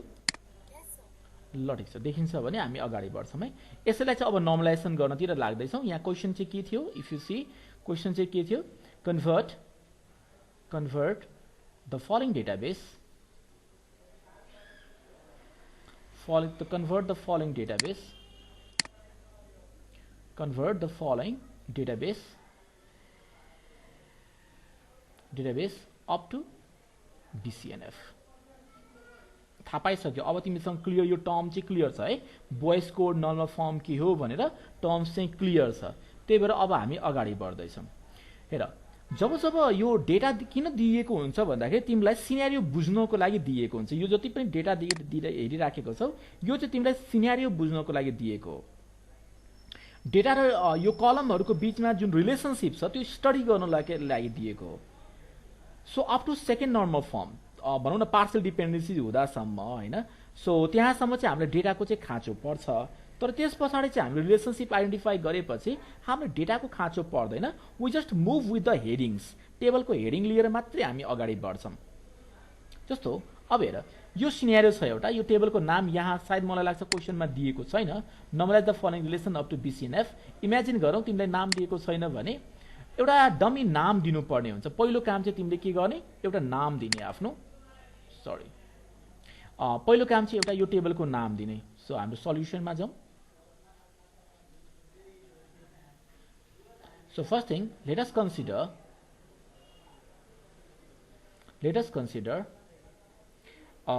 the name of the relation,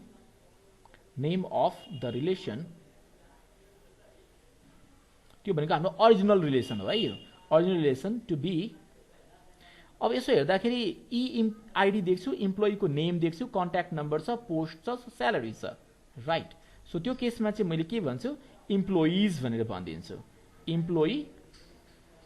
employee underscore DETAIL details भनेर। सो मैले यो रिलेसनलाई चाहिँ मैले एउटा नाम दिएँ, let's call it employee underscore details, fine.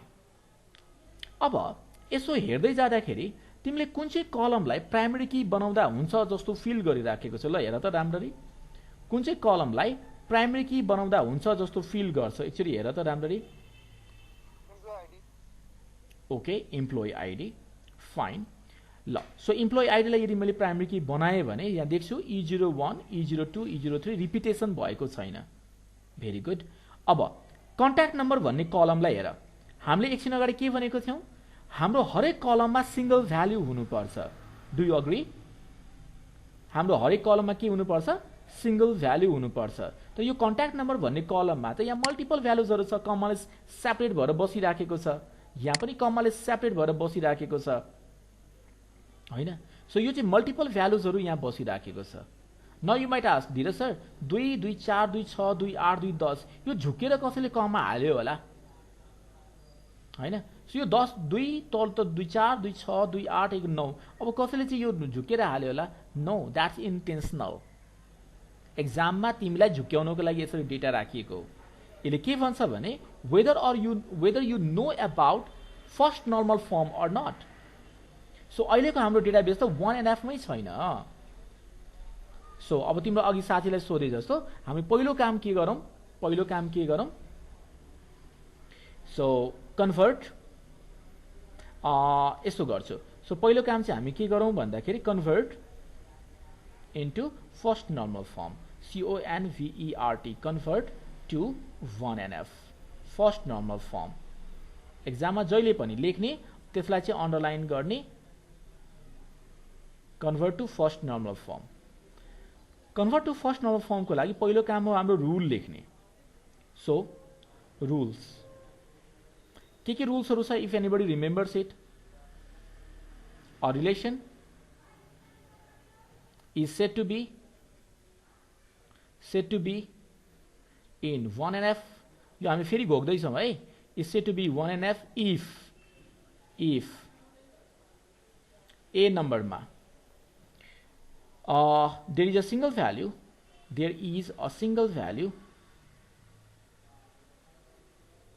in each column र अर्को हामीसँग रुल के थियो? there are no two rows or two columns exactly same.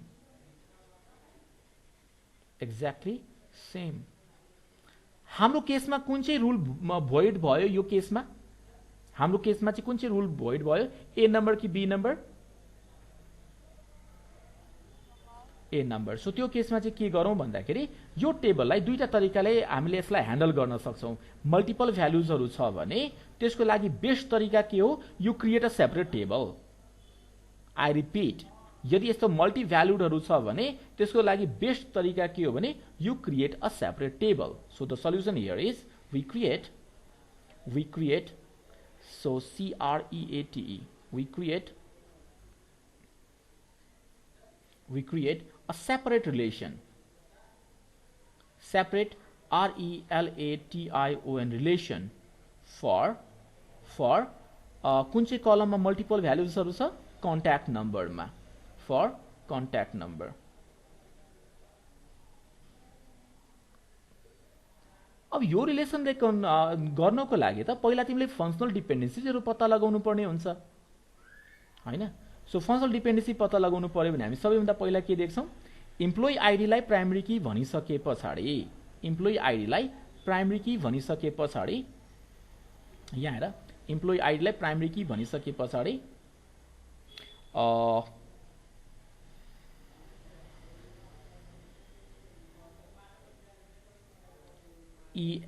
ID भन्ने छ क्या? E_ID हो कि के छ? E_ID हो।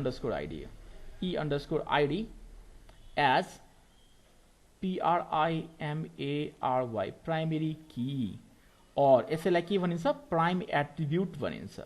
Prime attribute. र एउटा कन्सेप्ट के हो भने a prime attribute functionally determines, कन्सेप्टले भन्छ a prime attribute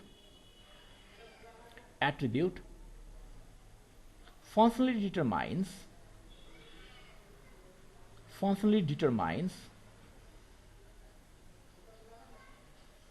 a prime attribute functionally determines all other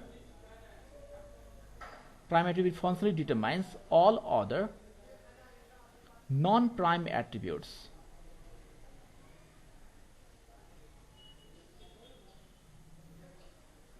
यो हो कन्सेप्ट। यसको मिनिङ के हो? अब यो जुन कन्सेप्ट मैले भर्खरै लेखेँ यसको मिनिङ के हो?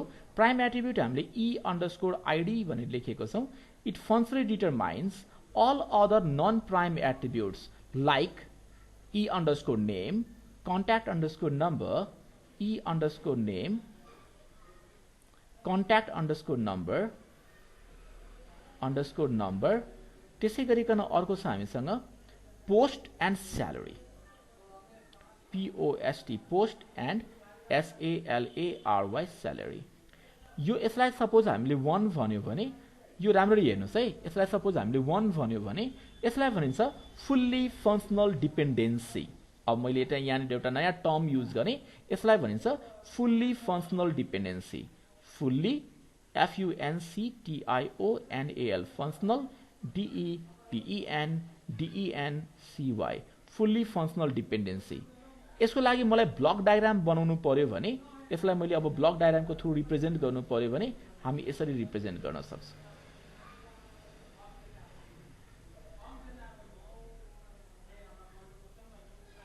सो EID भनेर यहाँ लेखिन्छ EID भनेर. त्यसपछि e_name. Then we have contact_number. Then we have post and then we have salary. र भनिन्छ फुल्ली फंक्शनल डिपेन्डेन्सीलाई देखाउनु पर्यो भने यसलाई हामीले प्राइमरी की रिप्रेजेन्ट गर्नको लागि अन्डरलाइन गर्छौं. ध्यान दिने मैले फेरि भन्छु प्राइमरी की भन्नको लागि हामी यसलाई अन्डरलाइन गर्छौं. And now it functionally determines e_name. It also determines the contact number and it also functionally determines post as well as functionally determines salary. यो रिलेसन को नाम के हो? हामीले एकछिन अगाडि भनेको थियौं EMPLOYEE employee underscore DETAILS details. अब जुन यो कन्ट्याक्ट नम्बरलाई हामीले यदि डिवाइड गर्ने हो भने अर्को रिलेसन बनाउने भनेको छौं हैन. सो मैले एकछिन अगाडि मैले भनेको थिएँ. So we create a separate relation for contact number. So let's create a contact number भनेर सो CONTACT कन्ट्याक्ट्स भनेर मैले एउटा टेबल बनाएँ. अब रिलेसन यसरी बनाइन्छ कि प्राइम की एट्रिब्युटलाई चाहिँ छोड्न पाइदैन है. प्राइम की एट्रिब्युटलाई चाहिँ छोड्न पाइदैन. सो हामीले एउटा के गर्यौं भन्दाखेरि EID E_ID भनेर यहाँ लेख्यौं र कन्ट्याक्ट नम्बर भनेर यहाँ लेख्यौं र यसलाई हामीले के भन्यौं प्राइमरी की हो भनेपछि यसले फंक्शनली डिटरमाइन गर्छ. टेबलको नाम हो कन्ट्याक्ट्स. अब यो नयाँ टेबल बनाउँदा माथि के चेन्ज भयो त? ध्यान दिउँ है. यो नयाँ टेबल बनाउँदा माथि के चेन्ज भयो? इम्प्लोइ अन्डरस्कोर डिटेल्समा के चेन्ज भयो? EID भनिसके पछाडि कन्ट्याक्ट अन्डरस्कोर नम्बर भनिराख्नु पर्छ. अब हो सो माथिको टेबलमा हामीले थोरै चेन्ज गर्यौं. सो नाउ अब यहाँ चाहिँ हामीले के लेख्यौं? Now say employee underscore details becomes BECOMES becomes. अब यसको नयाँ रूप छ हामीसँग. नयाँ रूप चाहिँ के छ? यसैलाई मैले कपी पेस्ट गर्छु. अझ कपी पेस्ट त नगरौँ बरु फेरि बनाऊ. एक्जाममा तिमीहरू लेजी नहुने मजाले फेरि सिधा बनाउने. अब डेटा सारी राख्नु पर्दैन के हामीलाई.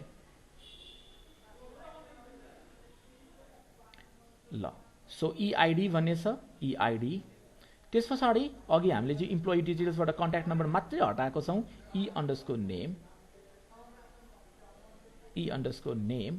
कन्ट्याक्ट नम्बर अब यहाँ आइसक्यो छुट्टै टेबलमा पोस्ट र स्यालेरी. POST पोस्ट र SALARY स्यालेरी. यहाँसम्म clear?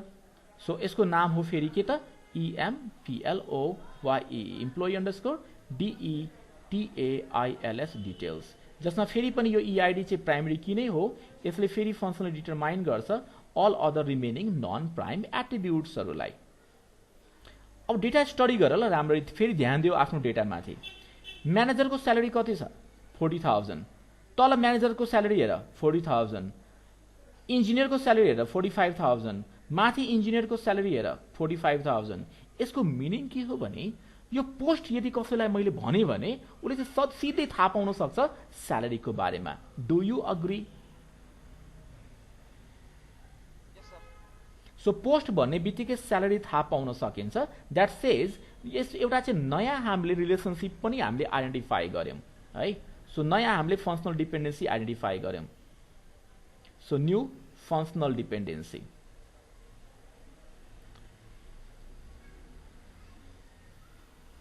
exists between post post and salary, between post and salary। यसलाई मैले 2 नम्बर भने, यहाँ मैले इन्टेन्सनली 2 नम्बर भनिराखेको छु। अब मलाई कसैले भनिदेऊ प्लिज, हाम्रो लागि पोस्ट पोस्ट भन्ने जुन एट्रिब्युट छ यो यसलाई चाहिँ हामीले एकछिन अगाडि कुरो गरेको थियौं। यसलाई हामीले के भनेको थियौं एकछिन अगाडि? डिटरमिनेन्ट। याद आयो? यसलाई हामीले एकछिन अगाडि के भनेको थियौं?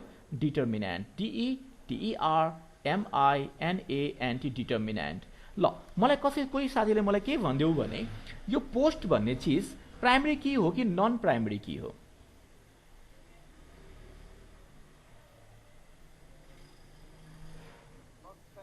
Non primary key. Very good. अनि यो स्यालेरी भन्ने एट्रिब्युट चाहिँ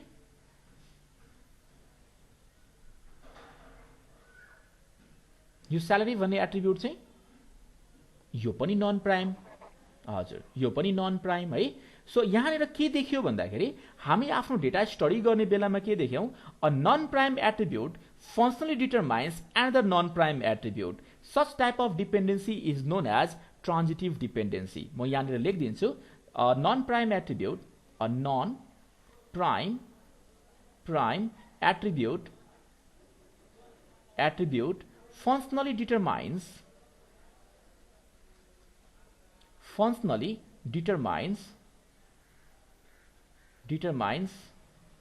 another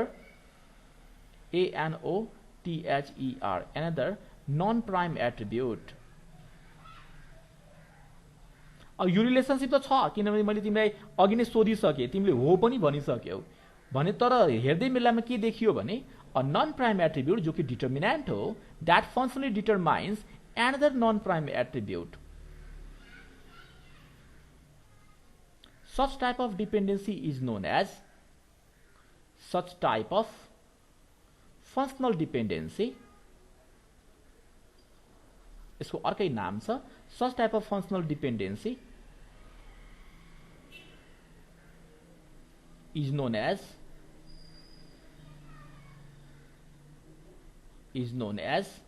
transitive dependency। Such type of functional dependency is known as transitive DEPENDENCY dependency। मैले एकछिन अगाडि भनेको थिएँ नि, म तिमीलाई एक्सप्लेन गरिदिन्छु ट्रान्जिटिभ डिपेन्डेन्सी के हो भनेर। So this is called transitive dependency. कहिलेकाहीँ एक नम्बरमा माथि अब्जेक्टिभ क्वेसनमा माथि सोधिराखेको हुन्छ define transitive dependency. So this is your definition. A non prime attribute functionally determines another non prime attribute, then such type of dependency is known as transitive dependency है। So यो केसमा चाहिँ हामीले के देखिराखेको छ? अब how do you remove transitive dependency त्यो डिस्कसन हामी गर्छौं एकछिन पछाडि। So convert to 1 and f मा हामीले के देख्यौं भने अब यदि तिमीले भ्यालुजहरु चेक गर्छौ भने now we do not have any multiple values inside the same column. भनेपछि करेन्ट हाम्रो डेटाबेस 1 and f मा छ।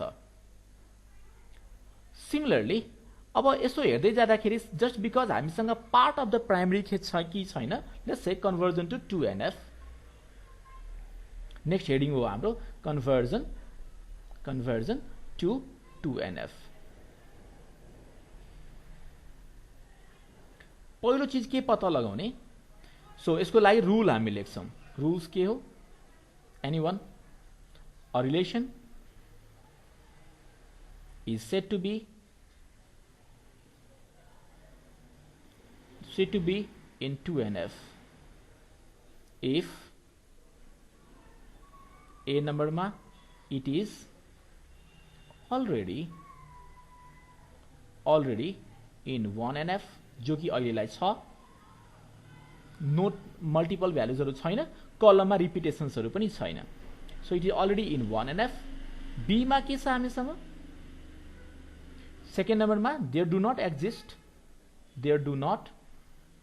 Exist exist any partial dependencies. Partial dependencies. अब सुन ल मलाई राम्ररी, यो पार्सल डिपेन्डेन्सी कति बेला हुन्छ भने जब तिमीहरू दुईटा कलम मिलेर प्राइमरी की बनाएको हुन्छौ त्यति बेला चाहिँ पार्सल डिपेन्डेन्सी हुन सक्छ। सिंगल कलम भएको प्राइमरी की यदि छ भने पार्सल डिपेन्डेन्सी हुन सक्ने चान्स हुँदैन। सो पार्सल डिपेन्डेन्सीलाई म यहाँ फर्मुली डिफाइन गरिदिन्छु। A partial dependency if a part of the primary Ki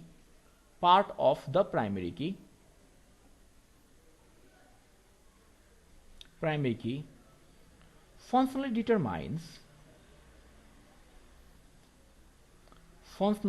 determines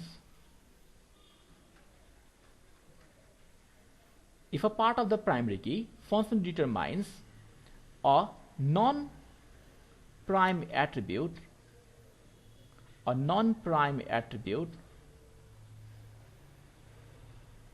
such type of dependency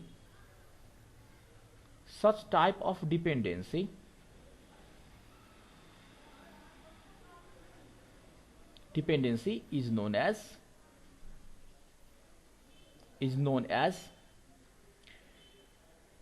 partial dependency. Partial DEPENDENCY exam हलमा यो लेखिराख्नु परेन। एक्जाम हलमा कन्भर्जन टु 2NF लेखे पछाडि यो त तिमीलाई मैले जस्ट डेफिनेसन सिकाइदिएको। एक्जाम हलमा चाहिँ कन्भर्जन टु 2NF लेख्ने, सिधै रुल लेख्न थाल्ने, रुल लेख्ने अनि त्यो रुलको अगेन्स्टमा काम गर्न थाल्ने है। सो यो चाहिँ म जस्ट मैले चाहिँ not important from exam point of view, just knowledge सेयरिङको लागि मात्रै हो। If a part of the primary key functionally determines a non-prime attribute, such type of dependency is known as partial dependency. Perfect. हाम्रो केसमा यस्तो छ कि छैन त्यसो भए चेक गरौँ न त। सो चेक गर्दाखेरि के देखियो, हाम्रो त सिंगल कलम भएको प्राइमरी की रहेछ, then such type of dependency is not possible. अब यहाँनिर हामीले नोटमा के लेख्छौँ, since we do not have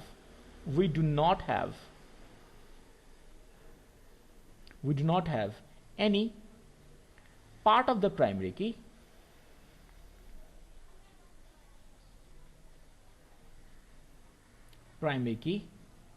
there do not exist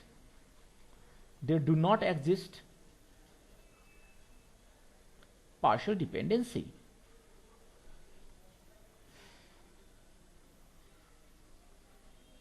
हेर चेक चाहिँ हामीले गर्यौं नि, फेरि यो होइन कि हामी सिधै 3NF मा पुग्यौं, चेक चाहिँ हामीले गर्यौं, छैन पार्शियल डिपेन्डेन्सी भने अब हामी के गर्ने, हामी announce गर्दिने therefore the current state of the database, the current STATE state of the relations भन वा डेटाबेस भन बराबर कुरो। So database is in 2NF। ल सो जो 1NF मा छ त्यही नै 2NF मा पनि छ भन्न खोजेको। त्यसो भए 2NF मा भइसके पछाडि अबको हाम्रो 2NF मा हाम्रो डेटाबेसको स्टेट के हो त हेरौँ है। So employee underscore DETAILS details कस्तो देखिएको छ, सार्ने, लेजी नहुने, मज्जाले सार्ने, लेजी नहुने। सो EID अंडरस्कोर ID, त्यसमा इनेम छ, सो इनेम लेख्ने। त्यस पछाडि हामीले मलाई जहाँसम्म लाग्छ त्यो सारिसके जस्तो लाग्छ, इनेम पोस्ट र स्यालेरी, POST पोस्ट र SALARY स्यालेरी। फेरि EID भनेको प्राइमरी की थियो, त्यही भएर अन्डरलाइन गर्यौं हामीले। तलबाट देखाऊ कि माथिबाट देखाऊ खासै फरक चाहिँ पर्दैन हैन। ल सो यो टेबलको नाम के थियो, इम्प्लोइ अंडरस्कोर डिटेल्स। अर्को छ हामीसँग table that we called it contacts भन्ने टेबलमा के छ त चेक गर्दाखेरि तिमीले गेस गरिसक्यो होला। एउटा चाहिँ सरले अघि EID राख्नु भएको थियो, अर्को चाहिँ फोन नम्बर थियो, कन्ट्याक्ट नम्बर थियो, कन्ट्याक्ट अंडरस्कोर नम्बर थियो। Okay, so contact underscore number थियो। या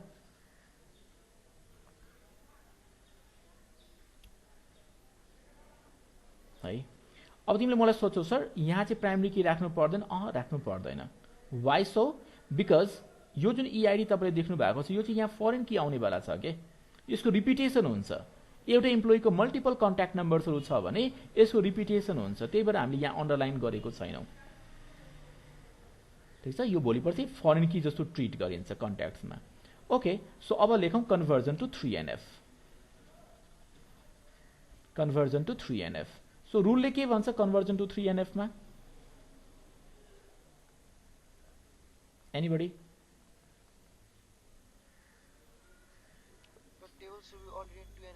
Okay, so table should be already in 2NF. And there should not be any transitive dependency. Very good. So there should not be any transitive dependency. At least एउटा यो आफ्नो नाम सम्झे जस्तै रुलहरु सम्झिनु पर्यो, that's enough. So हामी सिधै के भन्छौं? A relation is said to be RELATION. Relation is said to be in 3NF if a number ma it is already in 2NF, त्यो भनेको no path dependency exists भन्न खोजेको। B number मा there do not exist any transitive dependency।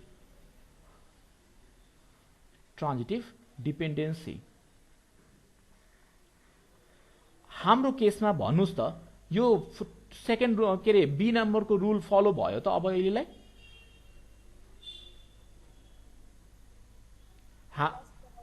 Be नम्बरको rule follow भएको छैन है। There do not exist any transitive डिपेन्डेन्सीमा हाम्रो केसमा के छ त? यहाँ माथि नै आइडेन्टिफाई गरिसक्यौं। यहाँनिर यो जुन देखिराख्नु भएको छ 2 नम्बर, यो 2 नम्बर के भयो? ट्रान्जिटिभ डिपेन्डेन्सी हो यो, ट्रान्जिटिभ डिपेन्डेन्सी हो यो। भनेपछि यसलाई कसरी हटाउने अब त्यो डिस्कसन गरौँ है त।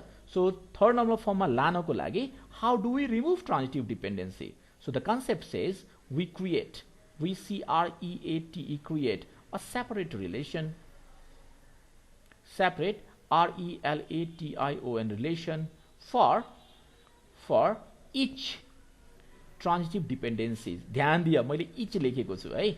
So for each TRANSITIVE transitive dependencies.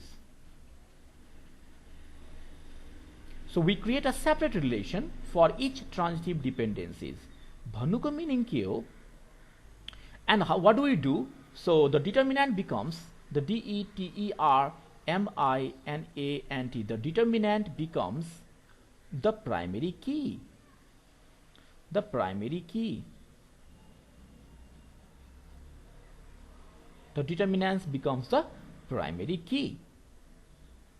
गरौँ न त त्यो काम है। डिटर्मिनेन्ट बिकम द प्राइमरी की भनिसके पछाडि गरौँ त्यो काम। एउटा नयाँ रिलेसन बनाउँ हामी। सो नयाँ रिलेसनको नाम चाहिँ नयाँ रिलेसन भन्ने बित्तिकै हामी यसरी लेख्छौं।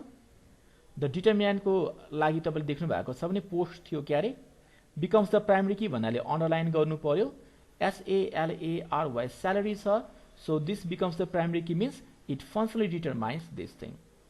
अब तपाई साथीहरुलाई म सोध्छु हैन तिमीहरुलाई नै, यो कुनै एउटा टेबल जसमा यो दुईटा कलम देख्छौ भने त्यो टेबलको नाम के छान्दाखेरि राम्रो होला, उचित होला?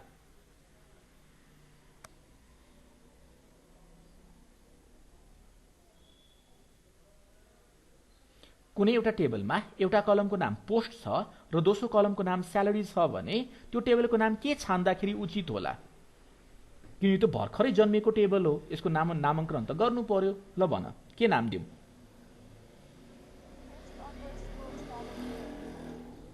ओके, सो नाम जेसुकै देऊ खासै फरक पर्दैन। What if I call it as say job positions?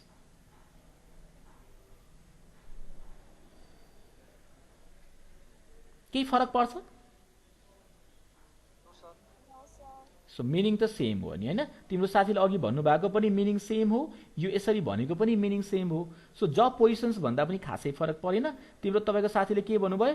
Post underscore salary underscore details. के फरक पर्यो र? केही पनि फरक पर्दैन। Columns are still the same.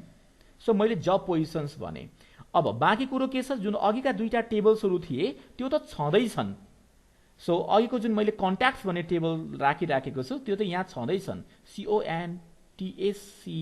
CONTACTS contacts भन्ने टेबल जुन अघिको थियो त्यो छँदैछ। मैले एज इज सार्दैछु। अब एज इज सार्नको लागि मसँग चाहिँ फिचर छ, तिमीसँग चाहिँ हुँदैन एक्जाम हलमा, तिमी चाहिँ फेरि सार्नु पर्यो है। सो अघिको स्किममा हामी सार्दैछौँ। ल मैले चाहिँ यसलाई कन्ट्रोल सी गरेँ, कन्ट्रोल भी गर्दैछु। ल सो कन्ट्याक्ट्स मैले सारिसकेँ सिम्पली। तर यो जुन अघिको यो चाहिँ हामीले मेन टेबल थियो इम्प्लोइ अन्डरस्कोर डिटेल्स, त्यसमा ध्यान देऊ ल राम्ररी। अब हामीले जुन नयाँ टेबल आइडेन्टिफाई गर्यौँ, नयाँ relationship post functional determines salary भनेपछि त्यो पोस्ट भन्दै गर्दाखेरि स्यालेरी लेख्नु पर्छ? गुड। सो इम्प्लोइ डिटेल्सलाई अब हामीले फेरि रिभाइज गऱ्यौँ के, इम्प्लोइ डिटेल्सलाई हामीले फेरि रिभाइज गऱ्यौँ। So let's go back. So employee डिटेल्सलाई हामी फेरि रिभाइज गऱ्यौँ। So so EMPLOYE employee underscore DETAILS डिटेल्सलाई हामीले फेरि रिभाइज गऱ्यौँ। र अब रिभिजन गर्ने बेलामा हामीले के भन्यौँ भने EID त एज इज छँदैछ एज अ प्राइमेरी की, त्यस पछाडि E अन्डरस्कोर नेम त छँदैछ।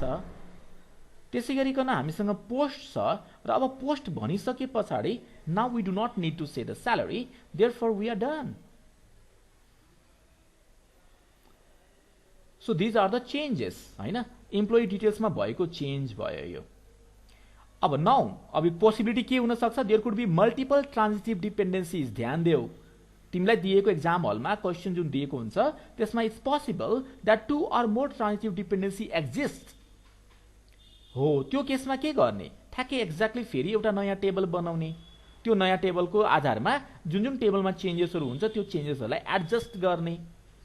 तर अहिलेलाई जस्ट बिकज हामीले ट्रान्जिटिभ डिपेन्डेन्सीहरू सबै हटाइसकेको छौँ, हामी भन्न सक्छौँ, we can announce it right here, currently our relations त्यो भनेको database relation are in 3NF. So this is the current state of your database in 3NF. है, तर हामीलाई के भनेको छ, you'll have to move up to BCNF भनेको छ, you'll have to normalize the database up to BCNF भनेको छ। So let's move forward, let's see conversion up to BCNF. कसैलाई ब्रेक चाहिने हो तिमीहरु मध्ये? हामी अराउन्ड 2 आवर्स मलाई लाग्छ हामी टुगेदर बस्यौं। कसैलाई ब्रेक चाहिन्छ भने भनौँ, हामी 5 मिनेटको ब्रेक गर्न सक्छौं है BCNF मा जानको लागि। कि BCNF सकिसकौं म? कसैलाई ब्रेक चाहिन्छ भने यसो आफै ब्रेक चाहिँ लिँदै गर्दा हुन्छ है तिमीहरुले। मलाई नचाहिए भनेर अब I am used to all this things हैन। 2 घण्टा 3 घण्टा क्लास लिँदाखेरि मलाई खासै फरक चाहिँ पर्दैन। तर तिमीलाई यदि ब्रेक चाहिन्छ भने यसो च्याटमा भन्दा पनि हुन्छ। ल ठीक छ, त्यसो भए कन्भर्जन टु BCNF लेखौं। Conversion to BCNF।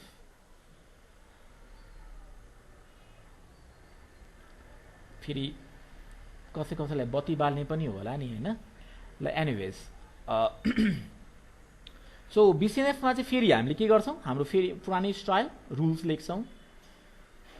यो रुल लेख्न चाहिँ नबिर्सिने, a relation RELATION relation is said to be in BCNF if number A, it is ALREADY already in 3NF जो कि हाम्रो छ हैन, जो कि हामीले गरिसक्यौं। र B नम्बरमा there exist only a single column primary key, single COLUMN column primary key। हेर, टेक्स्ट बुक्सहरुमा तिमीलाई जुन रिलेसन दिएको छ, फर्मल डेफिनेसन दिएको छ, एकदमै घुमौरो पाराले दिएको छ, जो कि सम्झिन पनि, ल्याङ्ग्वेज सम्झिन पनि गाह्रो हुन्छ। मैले त्यसलाई तिमीलाई सिम्पल भाषामा लेखिदिएको छु, यति भन्नु भनेको इनफ हो। अब यसले भन्न खोजेको के हो त्यो हेरौँ है त माथिबाट। 3NF मा त यो हाम्रो डेटाबेस छँदैछ भने चाहिँ अब हरेक टेबलमा कन्सन्ट्रेट गरौँ। माथिबाट सुरु गरौँ जब पोजिसन्सबाट कतिवटा कलममा प्राइमरी की छ सिंगल कलम तल यदि चेक गरौँ कन्ट्याक्ट्स भन्ने टेबलमा कतिवटा कलममा प्राइमरी की छ फरेन की चाहिँ छ गुड प्राइमरी की छैन very good so this requires a treatment so यो केसमा चाहिँ जब हामी कन्ट्याक्ट्समा जान्छौँ CONTACTS कन्ट्याक्ट्समा जान्छौँ we need to revise it यसलाई चाहिँ हामी अब रिभिजन गर्छौँ जस्ट बिकज हामीसँग प्राइमरी की छैन एउटा एडिसनल गिफ्ट दिन्छौँ के उसलाई कन्ट्याक्ट्सलाई चाहिँ हामी CONTACT कन्ट्याक्ट अंडरस्कोर ID भनेर एज अ गिफ्ट दिन्छौँ त्यसलाई चाहिँ प्राइमरी की बनाउँछौँ अहिलेको जुन हाम्रो कलम थियो E अंडरस्कोर ID त्यो त जस्ताको त्यस्तै छँदैछ म यसलाई चाहिँ क्यापिटलमै लेख्छु किनभने माथिदेखि यो क्यापिटल फलो भएर आइराखेको छ E अंडरस्कोर ID क्यापिटल नै फलो भएर आइराखेको छ ओके फाइन त्यसपछि हामीसँग छ उसको contact number TACT contact underscore number and now this being a primary key यसलाई हामीले प्राइमरी की बनाइसके पछाडि अब यसले चाहिँ EID लाई प्लस यसले चाहिँ कन्ट्याक्ट नम्बरलाई डिटरमाइन गर्न सक्छ भनेर देखाउनको लागि हामीले यो लाइन ड्र गर्यौं कसैलाई कुनै आपत्ति छ भने भन प्लिज सिंगल कलम प्राइमरी की बनाउँदै छौं हामी त्यसको लागि के गर्यौं यहाँ प्राइमरी की छँदै थिएन त्यही भएर एउटा गिफ्टको रूपमा तिमीलाई जे मन लाग्छ एट्रिब्युट त्यो राख तर त्यहाँ भएको एट्रिब्युटको नामसँग जुझ्नु भएन सो कन्ट्याक्ट्स नाम गरेको टेबलको यो ट्रिटमेन्ट चाहिँ हामीले गर्यौं वेल जब पोजिसन्समा यस्तो केही गर्नु पर्दैन थियो त्यही भएर चाहिँ मैले जस्ताको त्यस्तै सार्छु सो एज इज सार्दै मैले जस्ताको त्यस्तै मैले सारे यहाँनिर please allow me to do that being a laziest person on earth okay here I am perfect so this is job position oh god so this is job positions fine so database मा दुईटा table त आइसक्यो third table लाई हेरौं single कलम भएको primary key छ कि छैन एम्प्लोयी अंडरस्कोर डिटेल्स लाई हेरौं सिंगल कलम भएको प्राइमरी की छ कि छैन छ भनेपछि त्यसलाई पनि जस्ताको त्यस्तै सार्छौं सो तिमी एक्जाम हलमा चाहिँ फेरि सार्नु मैले चाहिँ कपी पेस्ट गरिराखेको छु त्यहाँ कन्ट्रोल सी कन्ट्रोल भी लेख्ने चाहिँ होइन है एक्जाम हलमा सो यहाँ चाहिँ मैले फेरि सारे control V so this is what employee underscore details अब करेन्ट स्ट्याटस अफ द डेटाबेसलाई ध्यान दियो है थर्ड नम्बर फर्ममा पनि छ प्लस के छ हामीसँग सिंगल कलम भएको प्राइमरी कीहरू पनि छन् सो व्हाट डु यु से यति बेला हामी के एनाउन्स गर्न सक्छौं अब the current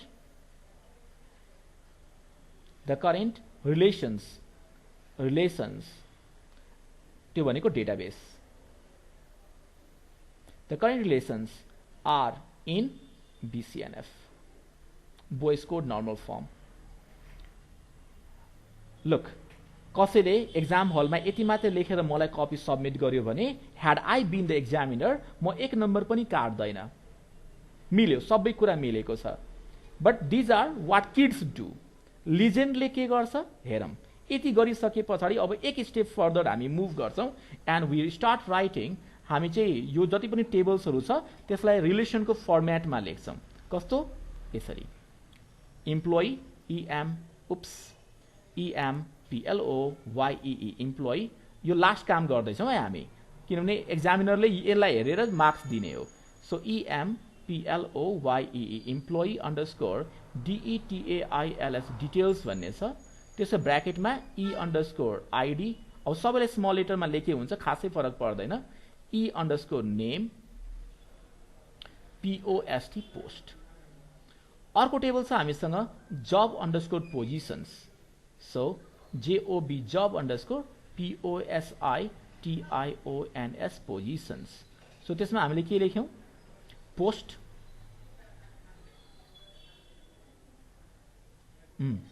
so POST post त्यसपछि हामीले के लेख्यौं यसलाई चाहिँ प्राइमरी की बनाएको छौं अनि SALARY स्यालेरी फाइन अर्को टेबल छ हामीसँग कन्ट्याक्ट्स भन्ने सो CONTACTS कन्ट्याक्ट्स जसमा हामीले के गर्यौं CONTACT contact underscore ID primary key बनायौं E अंडरस्कोर ID जो कि हाम्रो लागि फरेन की हो र त्यसपछि contact underscore number CONTACT contact underscore number now यति हो, यो चाहिँ हाम्रो लागि के भयो, फाइनल टेबल्सहरु भयो। This is your answer. कसैलाई केही डाउट छ भने भन प्लिज, भन्नुस्।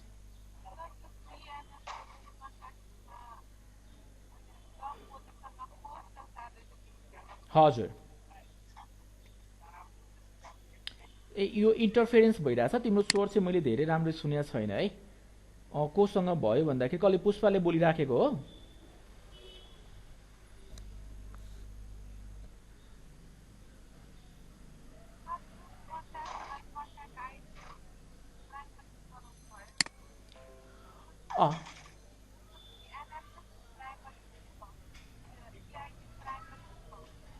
Very good question. अब सुन, EID मै मैले प्राइमरी की यदि राखिदिएको भए एकजना इम्प्लोइको अब के हुन्छ, जम्मा एउटा कन्ट्याक्ट नम्बर मात्रै स्टोर गर्न सकिन्छ। उसको करस्पोन्डिङ भ्यालु तिमीले त्यो टेबलमा दोहोऱ्याउन पाउँछौ त? कन्ट्याक्ट्स भन्ने टेबलमा EID लाई प्राइमरी की बनाउनुको मिनिङ के हो? त्यसमा हामी कन्ट्याक्ट भ्यालु दोहोऱ्याउन पाउँछौ त? डेफिनेटली पाउँदैनौ। गर्दा आइडिया हो, सेम त हुन्छ कि, सेम चाहिँ हुन्छ, किनभने हामी फरेन की बनाउँछौँ E_ID लाई, तर त्यसलाई चाहिँ हामी प्राइमरी की बनाउन पाउँदैनौँ के। प्राइमरी की यदि बनायो भने त्यो कन्ट्याक्ट नम्बर त दोहोऱ्याउनै पाइँदैन नि। सो कन्ट्याक्ट नम्बर मल्टिपल राख्नको लागि हामीले त्यस्तो काम गरेको। हेर न, तिम्रो डेटा स्टडी गर न राम्ररी। ल हेर, यहाँ यो सुशीलको दुईटा कन्ट्याक्ट नम्बर छ, एउटा 98, त्यो एक्सटेन्सन भन्ठान अहिलेलाई 98405 र 21325 भन्ने दुईटा कन्ट्याक्ट नम्बर छ के उसको। यो चीज हामी कसरी देखाउन सक्छौं, रेकर्डमा कसरी बनाउन सक्छौं? अब म तिमीलाई पेयर अफ भ्यालुजहरु देखाउँछु। सो अब यसमा भ्यालु राख्ने बेलामा कन्ट्याक्ट आईडी से 1 हैन, EID भनेको इम्प्लोइ आईडी कति छ त उसको, सुनिलको त्यो हेर्छु ल एकैछिन। सुनिलको चाहिँ सरी सुशीलको चाहिँ E01 छ 98405, E01 98405। सो एउटा पेयर चाहिँ 1 भयो, E01 98405। त्यसपछि अर्को फेरि 2 नम्बरमा E01 र अर्को डेटा छ के यहाँनिर। उसको डेटा चाहिँ के छ भन्दाखेरि 21325। सो 21325 हामीले यहाँनिर राख्यौं, 21325।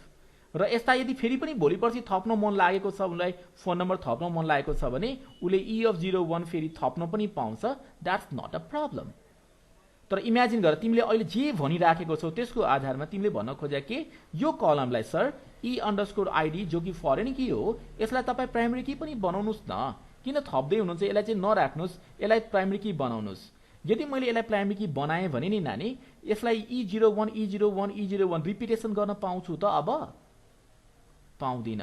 यो नपाउनुको मिनिङ के हो? I will not be able to write this, I will not be able to write this and so on. That says I will not be allowed to write multiple phone numbers for that particular EID. Got the idea? Okay. अरु कसैको केही?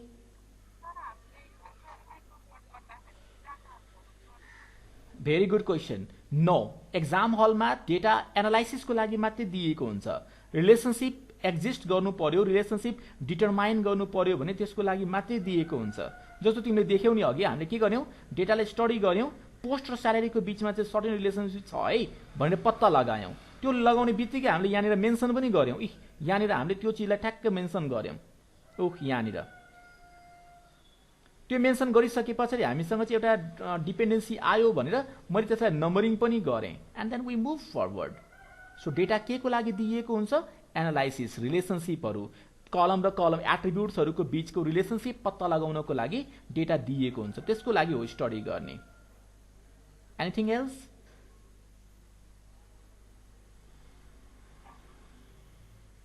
ल, so this is the final lesson. स्टेप्सहरु तिमीले थाहा पायौ। तिमीले मलाई जहाँसम्म लाग्छ धेरै कुरा थाहा पाइसकेको छौ। हामीले फंक्सनल डिपेन्डेन्सीको कुरो गर्यौं हैन, हामीले फुल्ली फंक्सनल डिपेन्डेन्सीको कुरो गर्यौं, पार्शियल फंक्सनल डिपेन्डेन्सीको कुरो गर्यौं। अल्दो हामीले त्यसलाई चाहिँ हेर्न सकेनौं, इम्प्लिमेन्ट गर्न सकेनौं, तैपनि मैले फंक्सनली डिफाइन चाहिँ मैले गर्दिएको छु। पार्शियल डिपेन्डेन्सी के हो, कसरी एक्जिस्ट गर्छ, र यदि भयो भने चाहिँ हामी त्यसलाई के गर्ने त। सो एभ्री पार्शियल डिपेन्डेन्सी को लागि के गरिन्छ भन्दा नयाँ टेबल बनाइन्छ, र जो डिटर्मिनेन्ट हो त्यो डिटर्मिनेन्टलाई फेरि पनि as a primary key decide गरिन्छ done so every partial dependency has to have a new relation the determinant will be considered as the primary key यहाँसम्म कम्फर्टेबल सो कुनै एउटा जस्तो भनौँ कुनै एउटा इयरको कुनै डेटामा तिमीले देख्छौ भने सिंगल कलम भएको प्राइमरी कीलाई तिमी डिसाइड गर्न नसकौला सो त्यो डेटा सेटबाट हामी के गर्छौं दुईटा कलम भएको प्राइमरी की डिसाइड गर्छौं म एउटा स्याम्पल देखाउँछु पनि त्यसलाई सल्भै नगरे तापनि म एउटा कुनै स्याम्पल देखाउँछु ल त्यसबाट अझ धेरै क्लियर हुन्छ okay let's look at this thing so यहाँ चाहिँ क्लियरली दिएकै छ कि अन्डरलाइन गरेर दिएको छ प्रोजेक्टको कोड र इम्प्लोइको नेमलाई अन्डरलाइन गरेर दिएको छ यसको मिनिङ के हो यसको मिनिङ हो दुईटा कलम हजुर दुईटा कलम मिलेर प्राइमरी की बनाऊ भन्न खोजेको सो त्यति बेला चाहिँ हामी के गर्छौं यहाँनिर के कलमको नामहरु छ let me see project code र इम्प्लोइ नेम सो अब डिटरमाइन गर्ने बेलामा चाहिँ हामी के गर्न सक्छौं PROJECT प्रोजेक्टको CODE code plus EMPLOYE employee and AME नेमलाई चाहिँ प्राइमरी की डिफाइन गर्छौं के यसलाई चाहिँ हामीले प्राइमरी की डिफाइन गर्छौं and now this primary key will determine all other rest of the non-prime attributes so rest of the non-prime attributes के छन् प्रोजेक्टको नेम छ त्यो भनेको प्रोजेक्टको नेम छ प्रोजेक्टको NAME नेम छ त्यसपछि आई एम भेरी फर्गेटफुल प्रोजेक्टको म्यानेजर र प्रोजेक्टको बजेट छ प्रोजेक्टको म्यानेजर प्रोजेक्टको MANAGER म्यानेजर र प्रोजेक्टको बजेट भन्ने छ फाइन सो यो जुन तिमीले भर्खरै डिफाइन गर्यौ यसलाई हामी भन्छौं फुल्ली FUNCTIONAL फंक्शनल डिपेन्डेन्सी हामीले आइडेन्टिफाई गर्यौं सो यो गर्ने बित्तिकै के गर्ने ब्लक डायग्राम बनाइहाल्ने यसरी ब्लक डायग्राम बनाउने यो रिलेसनको फेरि नाम दिएको छ कि छैन स्टडी गरौँ नाम दिएको छैन नदिएको खण्डमा चाहिँ एउटा हामीले आफैले नाम दिन्छौं let's say project details PROJECT project underscore DETAILS details जसमा के छ PROJECT प्रोजेक्टको कोड छ फेरि ती स्टेप्सहरु हो के खास EMPLOYE इम्प्लोइको नेम छ यो दुईटालाई मिलेर प्राइमरी की बनाउनुको मिनिङ हो दुवैलाई हामी अन्डरलाइन गर्छौं यो दुवैलाई अन्डरलाइन गरिसके पछाडी रिमेनिङ एट्रिब्युट्सहरु PROJECT प्रोजेक्टको नेम प्रोजेक्टको म्यानेजर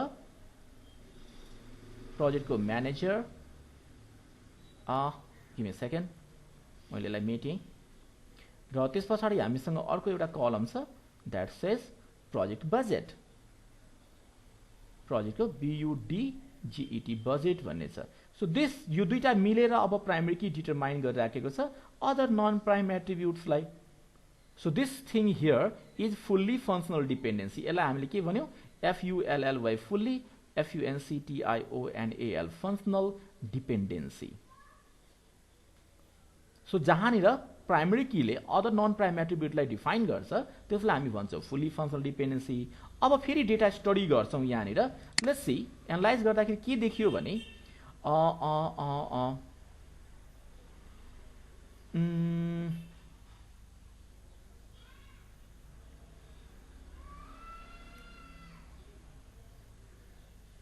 ओके प्रोजेक्टको नाम भन्दाखेरि ध्यान दियौ ल प्रोजेक्टको कोड मात्रै भन्दाखेरि प्रोजेक्टको नाम चाहिँ ठ्याक्कै थाहा हुँदो रहेछ प्रोजेक्टको कोड भन्दाखेरि प्रोजेक्टको नाम थाहा हुँदो रहेछ प्रोजेक्टको म्यानेजर थाहा हुँदो रहेछ र प्रोजेक्टको बजेट पनि थाहा हुँदो रहेछ तर प्रोजेक्टको कोड भन्ने बेलामा उसको इम्प्लोइ नाम चाहिँ युनिकली आइडेन्टिफाई गर्न सकिदैन रहेछ दैट सेज व्हाट प्रोजेक्ट कोडलाई हामीले प्रोजेक्ट नेम प्रोजेक्टको म्यानेजर र प्रोजेक्टको बजेटलाई फंक्शनली डिटरमाइन गर्न सक्छ सो त्यसको लागि हामीले के भन्यौ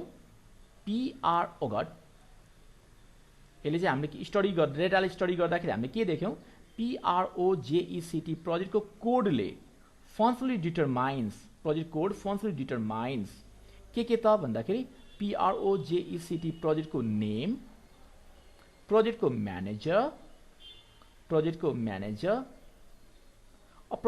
भनेको यसो हेर्दै जाउँ है यो अनि प्रोजेक्ट पछि म्यानेजर त चेन्ज भइराखेको छ भनेपछि यो लेख्न पनि पाइयो अब रियल लाइफमा होला नहोला आफ्नो ठाउँमा छ प्रोजेक्ट सकिने बित्तिकै त्यो म्यानेजरलाई हटाउने, अर्को नयाँ प्रोजेक्टमा नयाँ म्यानेजर ल्याउने हुनसक्छ, कम्पनीको रुल हुनसक्छ।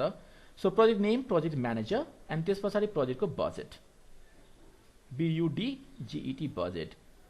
यो जुन तिमीले रिलेसनसिप भर्खरै आइडेन्टिफाई गर्यौ, यसलाई जुन तिमीले भर्खरै एउटा फङ्सनल डिपेन्डेन्सी आइडेन्टिफाई गर्यौ, ध्यान दियो लेफ्ट ह्यान्ड साइडमा डिटर्मिनेन्ट के हो? एनीबडी, डिटर्मिनेन्ट के हो?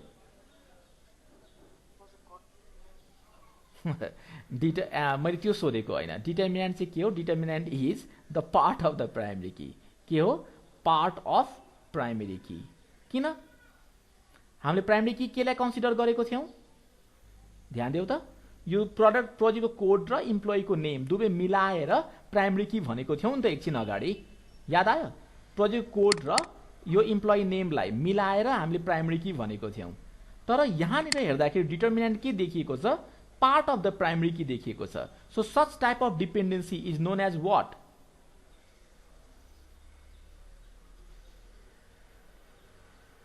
So such type of dependency is known as partial dependency. So a dependency, functional dependency, where the determinant is part of the primary key is known as partial dependency. यो हुने बित्तिकै के हुन्छ हाम्रो database? Second normal फर्ममा हुँदैन, हटाउनु पर्यो पार्शियल डिपेन्डेन्सीलाई।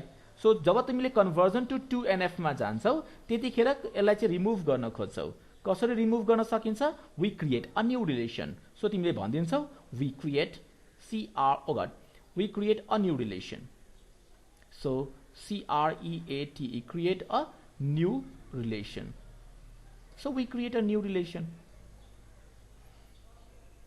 नयाँ रिलेसन बनाउँदाखेरि के हुन्छ? ओह, नयाँ रिलेसन हामी यसरी बनाउँछौँ जसमा तिमीले के लेख्छौ? and the determinant becomes guess गरिसक्यो होला, becomes the primary key. The determinant becomes the primary key. So हामीले यहाँनिर के लेख्यौं? PRODUCT, सरी प्रोडक्ट को लेख्नु पाएस, प्रोडक्ट होइन है, यो प्रोजेक्ट हो। PROJECT प्रोजेक्टको कोड हो यो। PROJECT प्रोजेक्टको नेम हो यो।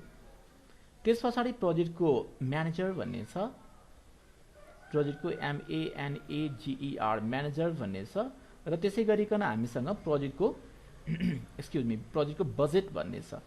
PROJECT प्रोजेक्टको BUDGET बजेट भन्ने छ। And since project code was the determinant, यसलाई हामी अब यो टेबलको लागि चाहिँ प्राइमेरी की कन्सिडर गर्छौँ। So this functionally determines rest of the non prime attribute. कुनै एउटा टेबल जहाँ यी एट्रिब्युट्सहरू देख्छौ, के नाम दिँदा उचित होला?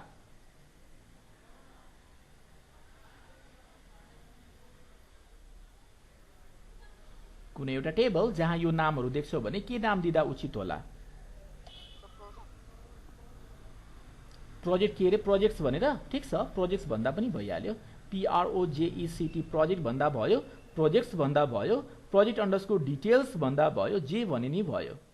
तर यो भन्दा माथि हामीले प्रोजेक्ट डिटेल्स लेखेका छौं जस्तो लाग्यो, त्यही भएर चाहिँ यसलाई चाहिँ के गरौँ भन्दाखेरि यसलाई चाहिँ डिटेल्स चाहिँ भन्न पाइएन, प्रोजेक्ट अंडरस्कोर इन्फो मात्रै भनिदिउँ।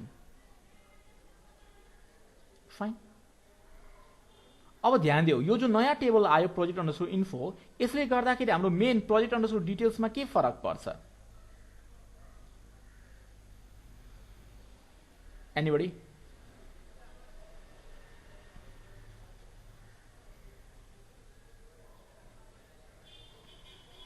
के फरक पर्छ रे? PROJECT प्रोजेक्टको कोड भने पुग्यो, त्यो अब चाहिँ यो नेम, प्रोजेक्ट म्यानेजर, बजेट केही भनिराख्नु परेन। EMPLOYEE इम्प्लोइको कोड भने पुग्यो। के छ त्यहाँ? हाम्रो सरी डेटा त यहाँ वर्डमा पो थियो त। इम्प्लोइको नेम मात्रै भने पुग्ने रहेछ। सो इम्प्लोइको नेम मात्रै भने पुग्ने रहेछ। डन। यसमा चाहिँ यो दुवै मिलाएर प्राइमेरी की थियो। ल ठिक छ, दुवै मिलाएर प्राइमेरी की भयो। It's okay. सो अब हामीसँग दुईटा टेबल भयो। So this is the current status of the database in 2NF। So 2NF मा हामी यहाँसम्म छौं। 2NF मा अब यही रिलेसनलाई 3NF मा लानको लागि ध्यान दिउँ राम्ररी। कुनै एउटा प्रोजेक्टको अब मलाई लाग्छ ट्रान्जिटिभ डिपेन्डेन्सी यहाँ छँदै छैन हैन, हामीले केही पनि देखेनौँ। त्यही भएर चाहिँ ट्रान्जिटिभ डिपेन्डेन्सी यहाँ नहुने भइसके पछाडि हामी सिधै के भन्न सक्छौँ, since there do not exist any transitive dependency, since there do not exist any transitive dependency,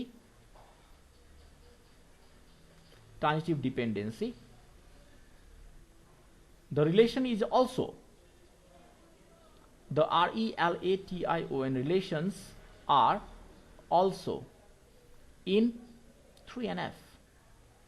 So transitive dependency छँदै छैन भने 2NF मा भएका रिलेसन्सहरु अटोमेटिकली 3NF मा पनि हुन्छ। मै त अहिले यति सजिलो तरिकाले लेख्दिएँ, तर तिमीले एक्जाम हलमा के गर्छौ, पहिला रुल्स लेख्छौ, रुल लेखिसकेपछि बल्ल यो लेख्न पाइयो के हाम्रोमा ट्रान्जिटिभ डिपेन्डेन्सी छैन र त अहिलेको लागि हाम्रो भएको डेटाबेस 3NF मा छ, तर त्यो भन्दा अगाडि चाहिँ रुल चाहिँ लेख्नै पर्ने हुन्छ है।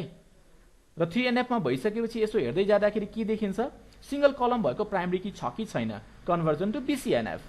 सो माथिको टेबल चाहिँ छ, एउटा सिंगल कलम भएको प्राइमरी की, तर तल के छ, दुईटा कलम भएको प्राइमरी की छ हामीसँग। No, this is not done.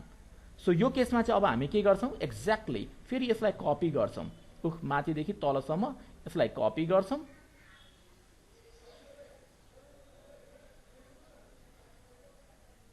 ल, सो मैले यसलाई कपी गरेँ र तल्लो टेबलमा एउटा नयाँ कलम थप्छौं। सो तल्लो कलममा अब एउटा हामीले नयाँ कलम चाहिँ थप्छौं, अगाडितिर गएर थप्दा सजिलो। सो मैले यहाँनिर के गरिदिन्छु, PROJ भनिदिन्छु। अब यहाँ चाहिँ अन्डरलाइन गर्ने, बाँकी दुईटाको अन्डरलाइन चाहिँ हटाउने, बाँकी दुईटाको अन्डरलाइनको पार्ट चाहिँ हटाउने। के भयो, ल ठिक छ, उताबाट इमेजको रूपमा आएको छ, त्यही भएर हटाउन चाहिँ पाइएन जस्तो छ। एनीवेज, सो यो चाहिँ यसले चाहिँ अब फङ्सनली डिटरमाइन गर्छ बाँकी दुईटालाई। This is in BCNF। अब किड्सहरूले चाहिँ यही छोड्छ। मैले अघि किड्स र लिजेन्डको बारेमा भनेको थिएँ, लिजेन्ड्सहरूले चाहिँ यो दुईटा टेबललाई टेबुलर स्ट्रक्चरमा लेख्छ। सो मैले अर्को टेबल, अर्को यो एक्जाम्पलको लागि पनि मैले हेल्प गरिदिएको छु।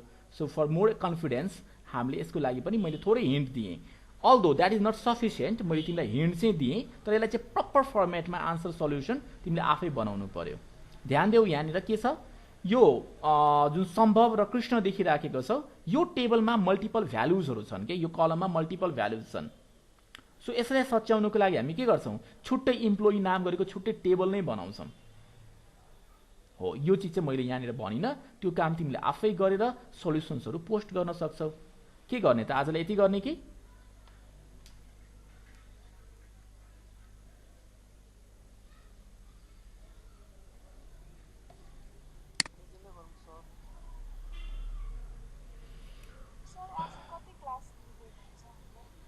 मैले बुझिन।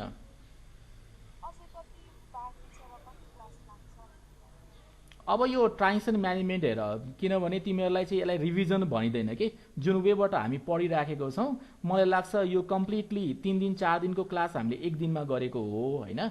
अनि यो 3-4 दिन तिमीले रेगुलर क्लासमा 3-4 घण्टामा गर्छौ, हामी त्यो 3-4 घण्टामा पढेको मात्रै हो। यसलाई रिभिजन भनिँदैन। रिभिजन भने भए चाहिँ हामी क्वेसनबाट सुरु गर्थ्यौँ, सल्युसनतिर लाग्थ्यौँ। यहाँ चाहिँ के छ, पहिला हामीले कन्सेप्ट सेयर गर्यौँ, कन्सेप्ट सेयर गरिसकेपछि त्यसलाई प्र्याक्टिकली हामीले हेर्यौँ, इम्प्लिमेन्ट गर्यौँ, कुनै एउटा पर्टिकुलर इयरको प्रब्लमलाई हामीले सल्भ गर्यौँ। This is the general practice that you do inside the class. यो रेगुलर क्लासको एक्टिभिटी हो। अब ट्रान्जिसन म्यानेजमेन्ट भन्छौ भने त्यसको लागि केही न केही भएको नि 3-4 घण्टा चाहिँ डेफिनेटली लाग्छ, because you need to cover each and everything. होइन भने जम्मा दुईटा कन्सेप्ट मात्रै सिके पुग्यो क्या त्यहाँनिर। ट्रान्जिसन म्यानेजमेन्टमा एउटा चाहिँ हामी डेडलकका पार्टहरू, दोस्रो चाहिँ कसरी time stamp based ordering protocol र लकिङ प्रोटोकलले कसरी काम गर्छ, त्यो दुईटालाई मात्रै कभर गर्ने भए चाहिँ 1 घण्टामा भ्याइन्छ। त त्यो डिस्कसन बुझ्नको लागि जुन मैले टर्म्सहरू भन्छु, त्यो टर्म त थाहा पाउनु पर्यो नि पहिला। त्यो टर्म थाहा पाउनको लागि मैले चाहिँ एराउन्ड 1 घण्टा जतिको एडिसनल क्लास लिनु पर्यो। सो ट्रान्जिसन म्यानेजमेन्ट एराउन्डमा 3 घण्टा जतिमा सकिन्छ है। सो 3 घण्टा चाहिँ म्यानेज गर्नु पर्यो अब तिमीहरूले जसरी भए पनि। केसँग रिलेटेड, त्यो क्लोजरसँग रिलेटेड यदि क्वेसन आयो भने म सबैलाई एसडिसी BIM को स्टुडेन्टलाई म भनिदिन्छु, तिमीहरू चाहिँ स्योर सर्ट यो क्वेसन चाहिँ म छोड्छु नै भनेर जाने। किनभने त्यहाँतिर ध्यान दिन थाल्यो भने मैले अघि भनेको थिएँ ER diagram if you remember enhanced entity relationship model का कन्सेप्ट्सहरू इम्प्लिमेन्ट गर्न थाल्यो भने बनेको ER डायग्राम पनि बिग्रिन्छ। सो सिमिलरली क्लोज्युरमा चाहिँ अब हामीले जस्ट एउटा बेसिक कन्सेप्ट हो हामीसँग हेर्नुपर्ने भनेको आर्मस्ट्रङ्स एक्जियम। जब तिमीसँग फङ्सनल डिपेन्डेन्सी थाहा हुन्छ, एक्चुअली फङ्सनल डिपेन्डेन्सी थाहा पाइसके पछाडि अरू फङ्सनल डिपेन्डेन्सीहरू डिटरमाइन गर्न सकिन्छ। लाइक जस्ट म यहाँ नोट सेयर गरिदिन्छु just in case if you like to. This is what we are talking about हैन। सो आर्मस्ट्रङ्सका एक्जियम्सहरू भन्छन् के, जसमा चाहिँ डिफ्रेन्ट टाइपका आर्गुमेन्ट्सहरू दिइन्छ। यो म्याथमेटिकल रुल्सहरू हो। अब रिफ्लेक्सिभ प्रपर्टीले के भन्छ भने if you have some sort of functional dependency, यदि तपाईँसँग छ in case like say X functionally determines Y भन्छ भने अब यसको चाहिँ if Y is the subset of attribute of X भनिएको छ, that says what Y functionally determines or say is the proper subset of X. यो यसरी लेख्नु र एक्सलाई यसरी लेख्नुमा के फरक छ? Anybody?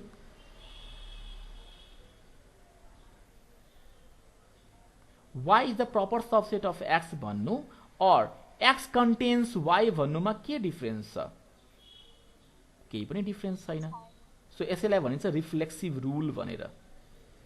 So y is the proper subset of x भन्यो भने so if x functionally determines y भन्दाखेरि यदि हामीले यसरी लेख्न सक्छौँ y is the proper subset of x लेख्न सक्छौँ भने कहीँ तिमीलाई के दियो म्याथमेटिकली एउटा रुल दियो कि y is the proper subset of x दियो भने तिमीले यो थाहा पाउनु पर्यो के, यसलाई भनिन्छ रिफ्लेक्सिभ रुल। दोस्रो भन्छ if x functionally determines y and अर्को एउटा सेम रिलेसन r भन्नेमा के छ भन्दा x पनि छ y पनि छ र एउटा z भन्ने एट्रिब्युट पनि छ भनिसके पछाडि तिमी यो z ले दुवैतिरलाई मल्टिप्लाई गर्दियौ न, केही फरक पर्दैन। सो दुवैतिर मल्टिप्लाई गर्दाखेरि यो के देखियो xz अनि yz भन्छ। यो रुललाई हामी भन्छौँ augmented rule, AUGMENTED augmented rule भनिन्छ। z ले हामीले के गर्यौँ दुवैतिर गएर मल्टिप्लाई गर्दियौँ। So it looks like something this, जहाँ के हो x, y and z are the attributes of the same relation।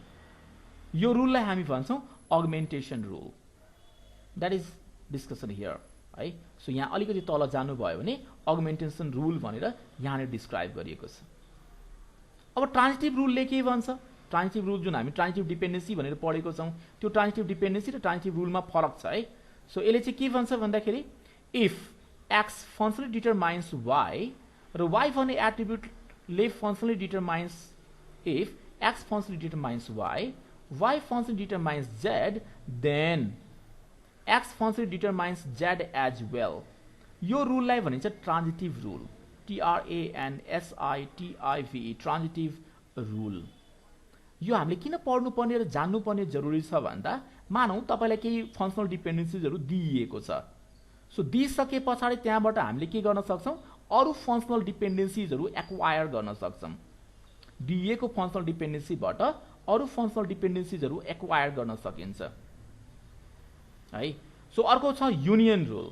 For example एउटा दुईटा रिलेसन्सहरू यसरी दिएको छ X functionally determines Y and X functionally determines Z पनि दिएको छ तपाईँलाई गिभन है।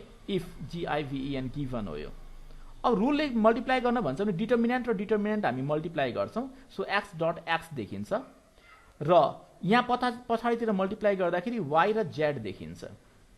एउटा जेनरल रुल चाहिँ के हो भने x dot x equals to 1 भन्छ के, sorry x dot x equals to x भनिन्छ, x dot x equals to x भनिन्छ। यो जनरल रुल अफ कन्भेन्सन हो। सो त्यति बेला चाहिँ x डट x लाई चाहिँ हामी x लेख्यौँ र यतापट्टि चाहिँ के भयो y र z लाई चाहिँ yz लेख्यौँ। That says from these two given relations हामीले एउटा नयाँ फङ्सनल डिपेन्डेन्सी पत्ता लगायौँ नि।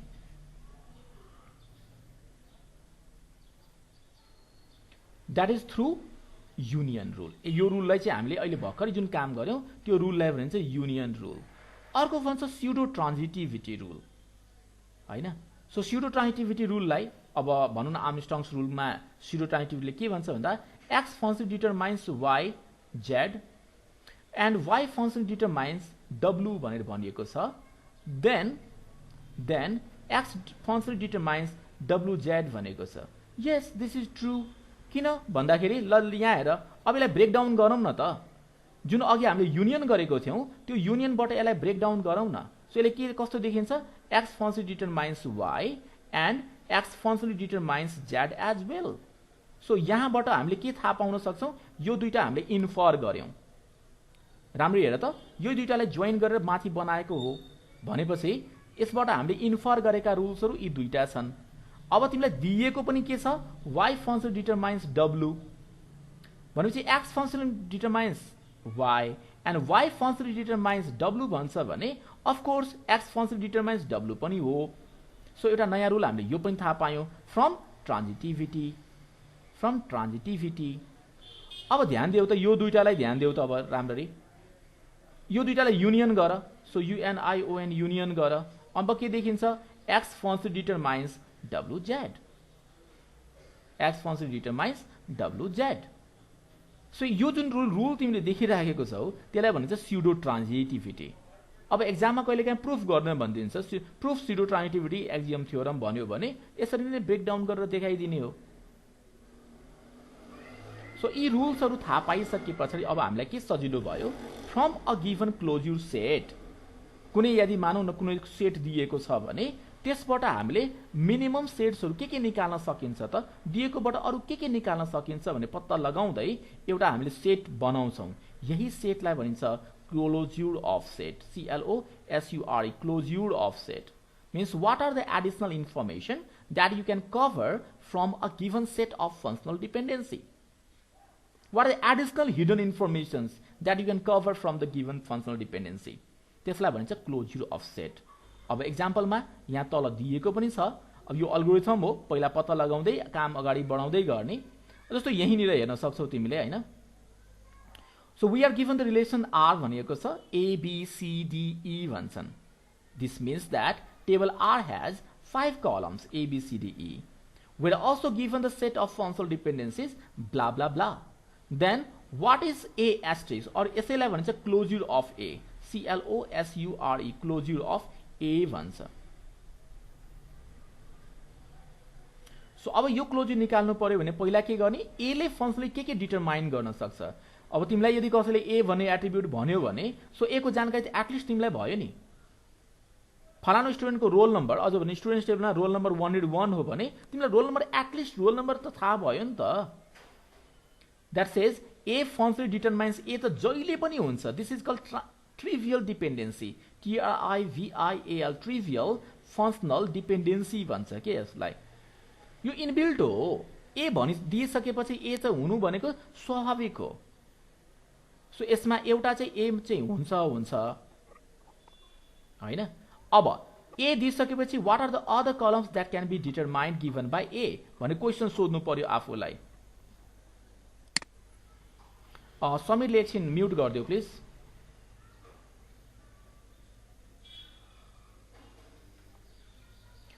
समीरले एकछिन म्युट गरिदियो.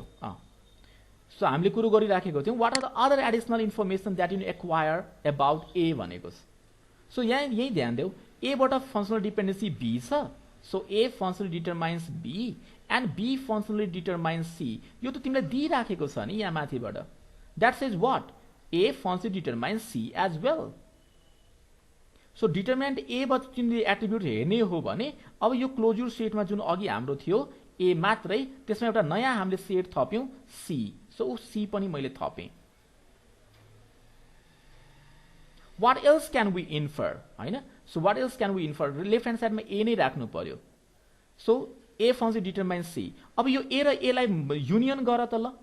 So A dot A functionally determines B dot C भयो कि भएन. सो A डट A भनेको A हो, B डट C भनेको BC हो. भनेपछि यो नयाँ रिलेसन जुन हामीले भर्खरै अब्टेन गर्यौं त्यो पनि त लेख्न सकिने रहेछ. अब यो क्लोज्युरमा भनेपछि अब हामीले फेरि यो क्लोज्युरलाई थप्यौं यहाँनिर. BC पनि हुँदो रहेछ है.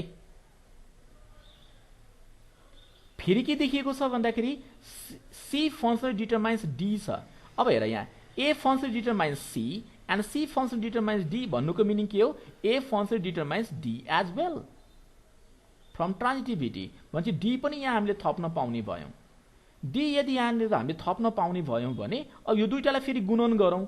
ए र यो सी र डी सँग गर्दाखेरि एउटा राइट ह्यान्ड साइडको हेरेको भनेको सी र डी छ, सो सी र डी पनि आउने भयो। यसै गरिकन डी फङ्सनली डिटरमाइन्स ई भनेको छ, सो यहाँबाट अब डी फङ्सनली डिटरमाइन्स ई भनेको छ, so A functionally determines D and D functionally determines E भनेपछि A functionally determines E as well. So यो पनि हामीले थाहा पायौँ, ई पनि यो लिस्टमा आउने भयो।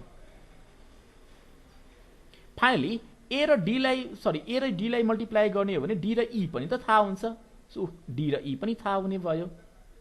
यो ए र सी सँग मल्टिप्लाई गर्दाखेरि यो ए चाहिँ सी सँग मल्टिप्लाई गर्दा ई र सी पनि थाहा हुन्छ, सो ई सी पनि आयो। ए र यो सी ए लाई मल्टिप्लाई गर्ने हो भने बी सी र डी पनि थाहा हुन्छ, सो बी सी र डी पनि थाहा हुन्छ। So there are infinitely many possible पनि हुन सक्छ के यसरी बनाउँदै जाँदाखेरि। तर हामीले के गर्छौं भने यसो क्लोज्युर निकाल्ने बेलामा ए को क्लोज्युर निकाल्नु पर्यो भने so this is the set, यसै गरिकन निकाल्दै जाने हो। युनियन इन्टरसेक्सन जुन यो आर्मस्ट्रङ्स एक्जियम अहिले भर्खरै मैले पढाएँ त्यो त्यसको आधारमा नयाँ नयाँ जति पनि रिलेसन्सहरू तपाईँले निकाल्नु भएको छ फङ्सनल डिपेन्डेन्सिजहरू त्यसैको सेटलाई चाहिँ क्लोज्युर अफ ए भनेर भनिन्छ। अब यो केसमा प्राइमरी की कुन चाहिँलाई कन्सिडर गर्ने भनेर कहिलेकाहीँ सोध्छन्, कुन चाहिँ एट्रिब्युटलाई की एट्रिब्युट कन्सिडर गर्ने भनेर। अभियसली ए लाई कन्सिडर गर्ने, किन ए लाई देख्छु मैले एबाट चाहिँ हामी सबै भइसकेका सबै एट्रिब्युट्सहरू निकाल्न सक्दो रहेछौँ त। एबाट बी पनि निकाल्न सक्यो, सी पनि निकाल्न सक्यो, डी पनि निकाल्न सक्यो, and the list every information can be collected. भनेपछि A is a good candidate for determining as a primary key हो। यही क्वेसन सोधिएको छ यहाँनिर। यदि तिमीले यहाँनिर हेऱ्यौ भने कुन चाहिँ कलमलाई प्राइमरी की मान्ने भनेर सोधिएको जस्तो लाग्यो मलाई। अघिको क्वेसन कुन थियो, यो इयरमा छ के अरे, यहाँनिर हेर, given the relation schema are EFGHIJKLMN M पछि एन होला, किन एउटै सेटमा दुईटा एलिमेन्ट सेम हुन सम्भव छैन, यो चाहिँ एन हुनुपर्छ। एक्जाममा यस्ता कुराहरू आयो भने बिल्कुल ख्याल गर्ने, एउटै सेटमा दुईटा एलिमेन्ट एक्ज्याक्टली सेम हुन सक्दैन, सो एम को ठाउँमा एन भनेर आफै एज्युम गर्ने र अगाडि बढ्ने। And the set of functional dependency यो पनि दिइराखेको छ, so EF functional determines G, F function determines I and J and blah blah blah। तिमीलाई के सोधिएको छ भने अन R भनेछ what is the candidate key for R भनेको छ। यी सबै मध्ये क्यान्डिडेट की भनेको प्राइमरी की कुनलाई बनाउँदा हुन्छ भनेर सोधेको। सो अब जोइन गर्दै इन्फर्मेसन हामीले निकाल्दाखेरि यसो हेर्ने बेलामा चाहिँ के देखेको छौं, अब के ले चाहिँ एम लाई डिटरमाइन गरे सबै डिटर्मिनेन्टलाई मात्रै हेर्ने के, किन प्राइमरी की हुने भनेको कहिले पनि डिटर्मिनेन्टको पार्टबाट मात्रै आउन सक्छ। सो ई र एफ बाट हामी ई निकाल्न सक्ने रहेछौं, यहाँ एफ ले पनि गर्न सक्दो रहेछ। सो ई र एच मा चाहिँ हामीले के देखिराखेको छ, ई र एच कम्बाइन भएर गरिराखेको छ। यहाँ चाहिँ हामीले के देख्यौं भन्दाखेरि के ले गरिराखेको छ है, सो यहाँ चाहिँ एल ले गरिराखेको छ। सो अब यो डिपेन्डेन्सीबाट लेफ्ट ह्यान्ड साइडमा के मात्रै कमन छ त्यो पहिला पत्ता लगाउने। So from the given relation जस्तो यसैलाई मलाई सल्भ गर्नु पर्यो भने पहिला पत्ता लगाउने, रिकर्सिभली पत्ता लगाउनु पर्ने हुन्छ है। यसैलाई चाहिँ हामीले के गर्छौं, रिकर्सिभली पत्ता लगाउँछौं पहिला।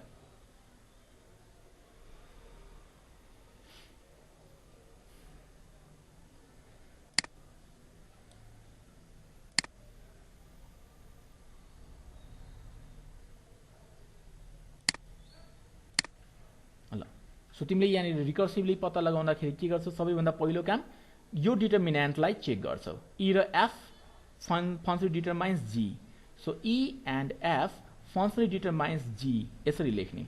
त्यस पछाडि F functionally determines I and J, त्यस पछाडि E and H functionally determines K and L, त्यस पछाडि के फङ्सनली डिटरमाइन्स एम, त्यस पछाडि एल फङ्सन डिटरमाइन्स एन भन्छ। अब रिप्लेस गर्दै जाने हो। सो रिप्लेस गर्दै जाँदाखेरि के देखिन्छ भन्दाखेरि एल को यहाँनिर फंक्सनली डिटरमाइन्स एन भनिराखेको छ सो जहाँनिर एल भनेको छ त्यहाँनिर एम भनिराख्नु अब पर्दैन हैन सो यसो मल्टिप्लाई गर्दै जाँदाखेरि ई र एफ को ठाउँमा चाहिँ के टु एम भनिराखेको छ भने के टु एम लाई यहाँ रिप्लेस गरौँ हैन कुन कुनलाई मल्टिप्लाई गर्ने सो यो दुईटालाई मल्टिप्लाई गरौँ है सो यो दुईटालाई मल्टिप्लाई गर्दाखेरि ई र एफ यो दुईटालाई मल्टिप्लाई गर्दाखेरि हामीले के देखियो फंक्सन डिटरमाइन्स जी आई जे यो चाहिँ हाम्रो ई हो है यो चाहिँ हाम्रो ई हो र अर्को छ ई र एच अब ई र एच सँग यससँग मल्टिप्लाई गर्ने हो भने E F and H function determines G I K and L J पनि हो ल जे पनि हो सो हामीले के गर्यौं यसलाई यो 1 लाई 1 2 3 4 5 सो यसलाई चाहिँ हामीले 6 यदि भन्ने हो भने यो 6 भनेको कहाँबाट आयो त 1 र 2 लाई युनियनबाट आयो युनियन अफ 1 एन्ड 2 बाट आएको यसरी लेखिदिने यो कहाँबाट आयो त भन्दाखेरि यो चाहिँ 6 भनिसकेको छौं यसलाई 7 लाई भन्नु पर्दाखेरि यो चाहिँ युनियन अफ 6 एन्ड थर्ड हो यो एन्ड थर्ड को युनियन हो यो फेरि यसमा के लाई इन्भल्भ गराउने हो भने अब हेर के भनेको त यता राइट ह्यान्ड साइडमा छ त्यही भएर यो कहिले पनि पार्टिसिपेट हुँदैन के सो के टेन्स टु एम भनेपछि यहाँनिर चाहिँ एम चाहिँ लेख्न पाइयो फेरि so E F H functionally determines G I अब के functionally determines M भनिसके पछाडि L भनिसकेपछि केही पनि भएन so this is the prime attribute है सो अब हामीले के बनाउनु पर्यो R भन्ने रिलेसनबाट यो चाहिँ निकाल्न सकिदैन अब वी क्यान स्टप सो हामीले के भन्न सक्छौं the candidate key the CANDIDAT candidate key are combination of E, F, H. Meaning to say, if these are the candidate keys, यी सबै मध्ये एउटा कुनैलाई प्राइमरी की बनाउनुस् तपाईले भइजीका सबै रिलेसन्सहरु एक्वायर गर्न सक्नुहुन्छ भन्न खोजेको E, F र H मध्ये जोसुकैलाई पनि हामी प्राइमरी की बनाउन सक्छौं क्यान्डिडेट की भनेको के हो त list of those attributes that can be considered as a primary key so त्यसैलाई हामीले क्यान्डिडेट की भनेर भन्छौं सो यसले डिटरमाइन गर्यो कि यस पछाडि फर्दर डिकम्पोजिसन चाहिँ हामी गर्न सक्दैनौं and now this can be considered as the candidate key ठीक छ यहाँसम्म यो गरेको तिमीले बुझिरहेछौ दिएको फंक्शनल डिपेन्डेन्सीबाट एक्जियम्स आर्मस्ट्रङ्स एक्जियम्सहरु एप्लाई गर्ने र कुन कुन हामी फाइनल डिसिजनमा चाहिँ के पुग्ने रहेछौं भन्दाखेरि यहाँ EF र H भन्दा बाहेक अरु फर्दर डिकम्पोजिसन गर्न सकिदैन so this is the minimum decomposition that we can do so यसैलाई चाहिँ क्यान्डिडेट की बनाउनु पर्यो क्यान्डिडेट की बनाउँदाखेरि के गर्नु पर्यो EF र H मध्ये कुनै एउटालाई हामी primary key decide गर्दिन्छौं done main अब एक्जाममा तिमीलाई क्यान्डिडेट की मात्रै सोधिएको छ यहाँ गरेर छोड्ने हो अब रियल लाइफमा काम गर्नु पर्यो भने क्यान्डिडेट की मात्रै डिसाइड गरेर छोड्न मिल्दैन त्यहाँबाट चाहिँ एउटा प्राइमरी की डिसाइड गर्नुपर्छ एज अ डेटाबेस डिजाइनर है त so it's all up to the database designer EF र H मध्ये कुन चाहिँलाई प्राइमरी की डिसाइड गर्न सक्छ आफै ध्यान दिऊ यहाँनिर EF र H मध्ये जुनसुकैलाई प्राइमरी की डिसाइड गर्न सके तापनि हामी अल अदर नन प्राइम एट्रिब्युट्सहरु डिटरमाइन गर्न सक्ने भयौं दैट सेज आर्मस्ट्रङ्स एक्जियम अरु केही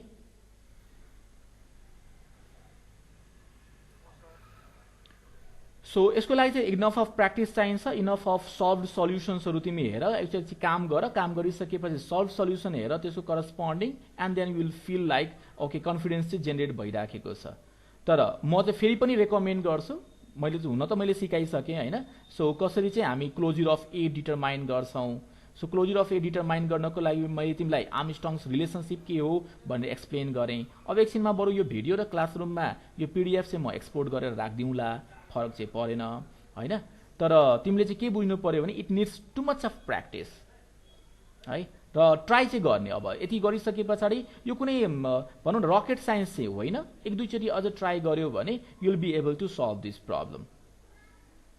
अनि सल्युसन्सहरू यदि बनाइराखेको छ भने क्लासरुममा पोस्ट गर होइन। एन्ड कहिलेकाहीँ चाहिँ म क्लासरुममा हेरेको हुँदिनँ, so in case if it is something like that म यहाँ च्याटमा आफ्नो नम्बर दिन्छु, मेरो वाट्सएप नम्बर हो। सो कसैलाई मेरो सल्युसन चेक गरिदिनु सर भन्नु पऱ्यो भने तपाईँले चाहिँ यहाँ साह्रै अँध्यारो भयो। ओके, सो हामी चाहिँ यहाँनिर के लेख्न सक्छौँ भने म अहिले त्यो नम्बर दिइराखेको छु 9851193184। यो मेरो भाइबरको नम्बर पनि हो र मेरो वाट्सएप पनि यही नम्बरमा छ है, 9851193184 और it's callmedheeraj@gmail.com, callmedheeraj@gmail.com। sorry, callmedhiRaj@gmail.com. It's too dark. Fine. So you can post your solutions हैन। र सर मेरो चाहिँ चेक गरिदिनु भन्नु पर्यो भने तिमी चाहिँ यसो भन्न सक्छौ। ल अरू पार्टहरू चाहिँ हेर्दै गर्ने। जस्तो अब यो क्वेसन्सहरू दिनु भनेको यो बीएम को स्टुडेन्टको लागि होइन के, खास भन्ने हो भने यस्ता टाइपको क्वेसन्सहरू चाहिँ स्क्रुटनिङ बोर्डले पनि अलिकति ध्यान दिनुपर्ने चिजहरू हो। मलाई जहाँसम्म लाग्छ लास्ट सेमेस्टरमा धेरै स्टुडेन्ट फेल हुने रिजन चाहिँ यही रहेछ, क्वेसन नै अलिकति यो घुमौरो पाराको अनि खास गरिकन बीएमको स्टुडेन्टलाई टेक्निकली त्यति धेरै डेप्थमा चाहिँ जाँदैनन् भनेर चाहिँ यो घुमौरो पाराको हो कि जस्तो पनि मलाई लागिराखेको छ। बट वाट एभर डेटाबेससँग रिलेटेड हो, you should be able to answer it है। सो हामीले ट्रान्जेक्सन म्यानेजमेन्ट जब पढ्छौँ त्यति बेला चाहिँ यो कुरो पनि गरौँला, यसले लकिङ प्रोटोकल कसरी सल्भ गर्छ, रिड लक्सहरू सेयर्ड लक्सहरू कसरी एप्लाई गर्छ एन्ड सो अन। आजलाई यति गर्छौँ हामी। सो नेक्स्ट क्लास कहिले हुन्छ विल अपडेट यु, डिपार्टमेन्टबाट चाहिँ इन्फर्मेसन आउँछ है। Thank you so much and keep practising. केही सोध्नु पऱ्यो भने केही कामहरू गर्नु भएको छ भने त्यहाँ चाहिँ क्लासरुममा पोस्ट गर्दै गर्नुहोस् है। You still have some time for exam. Fine then, let's end the session right now. Good night everyone.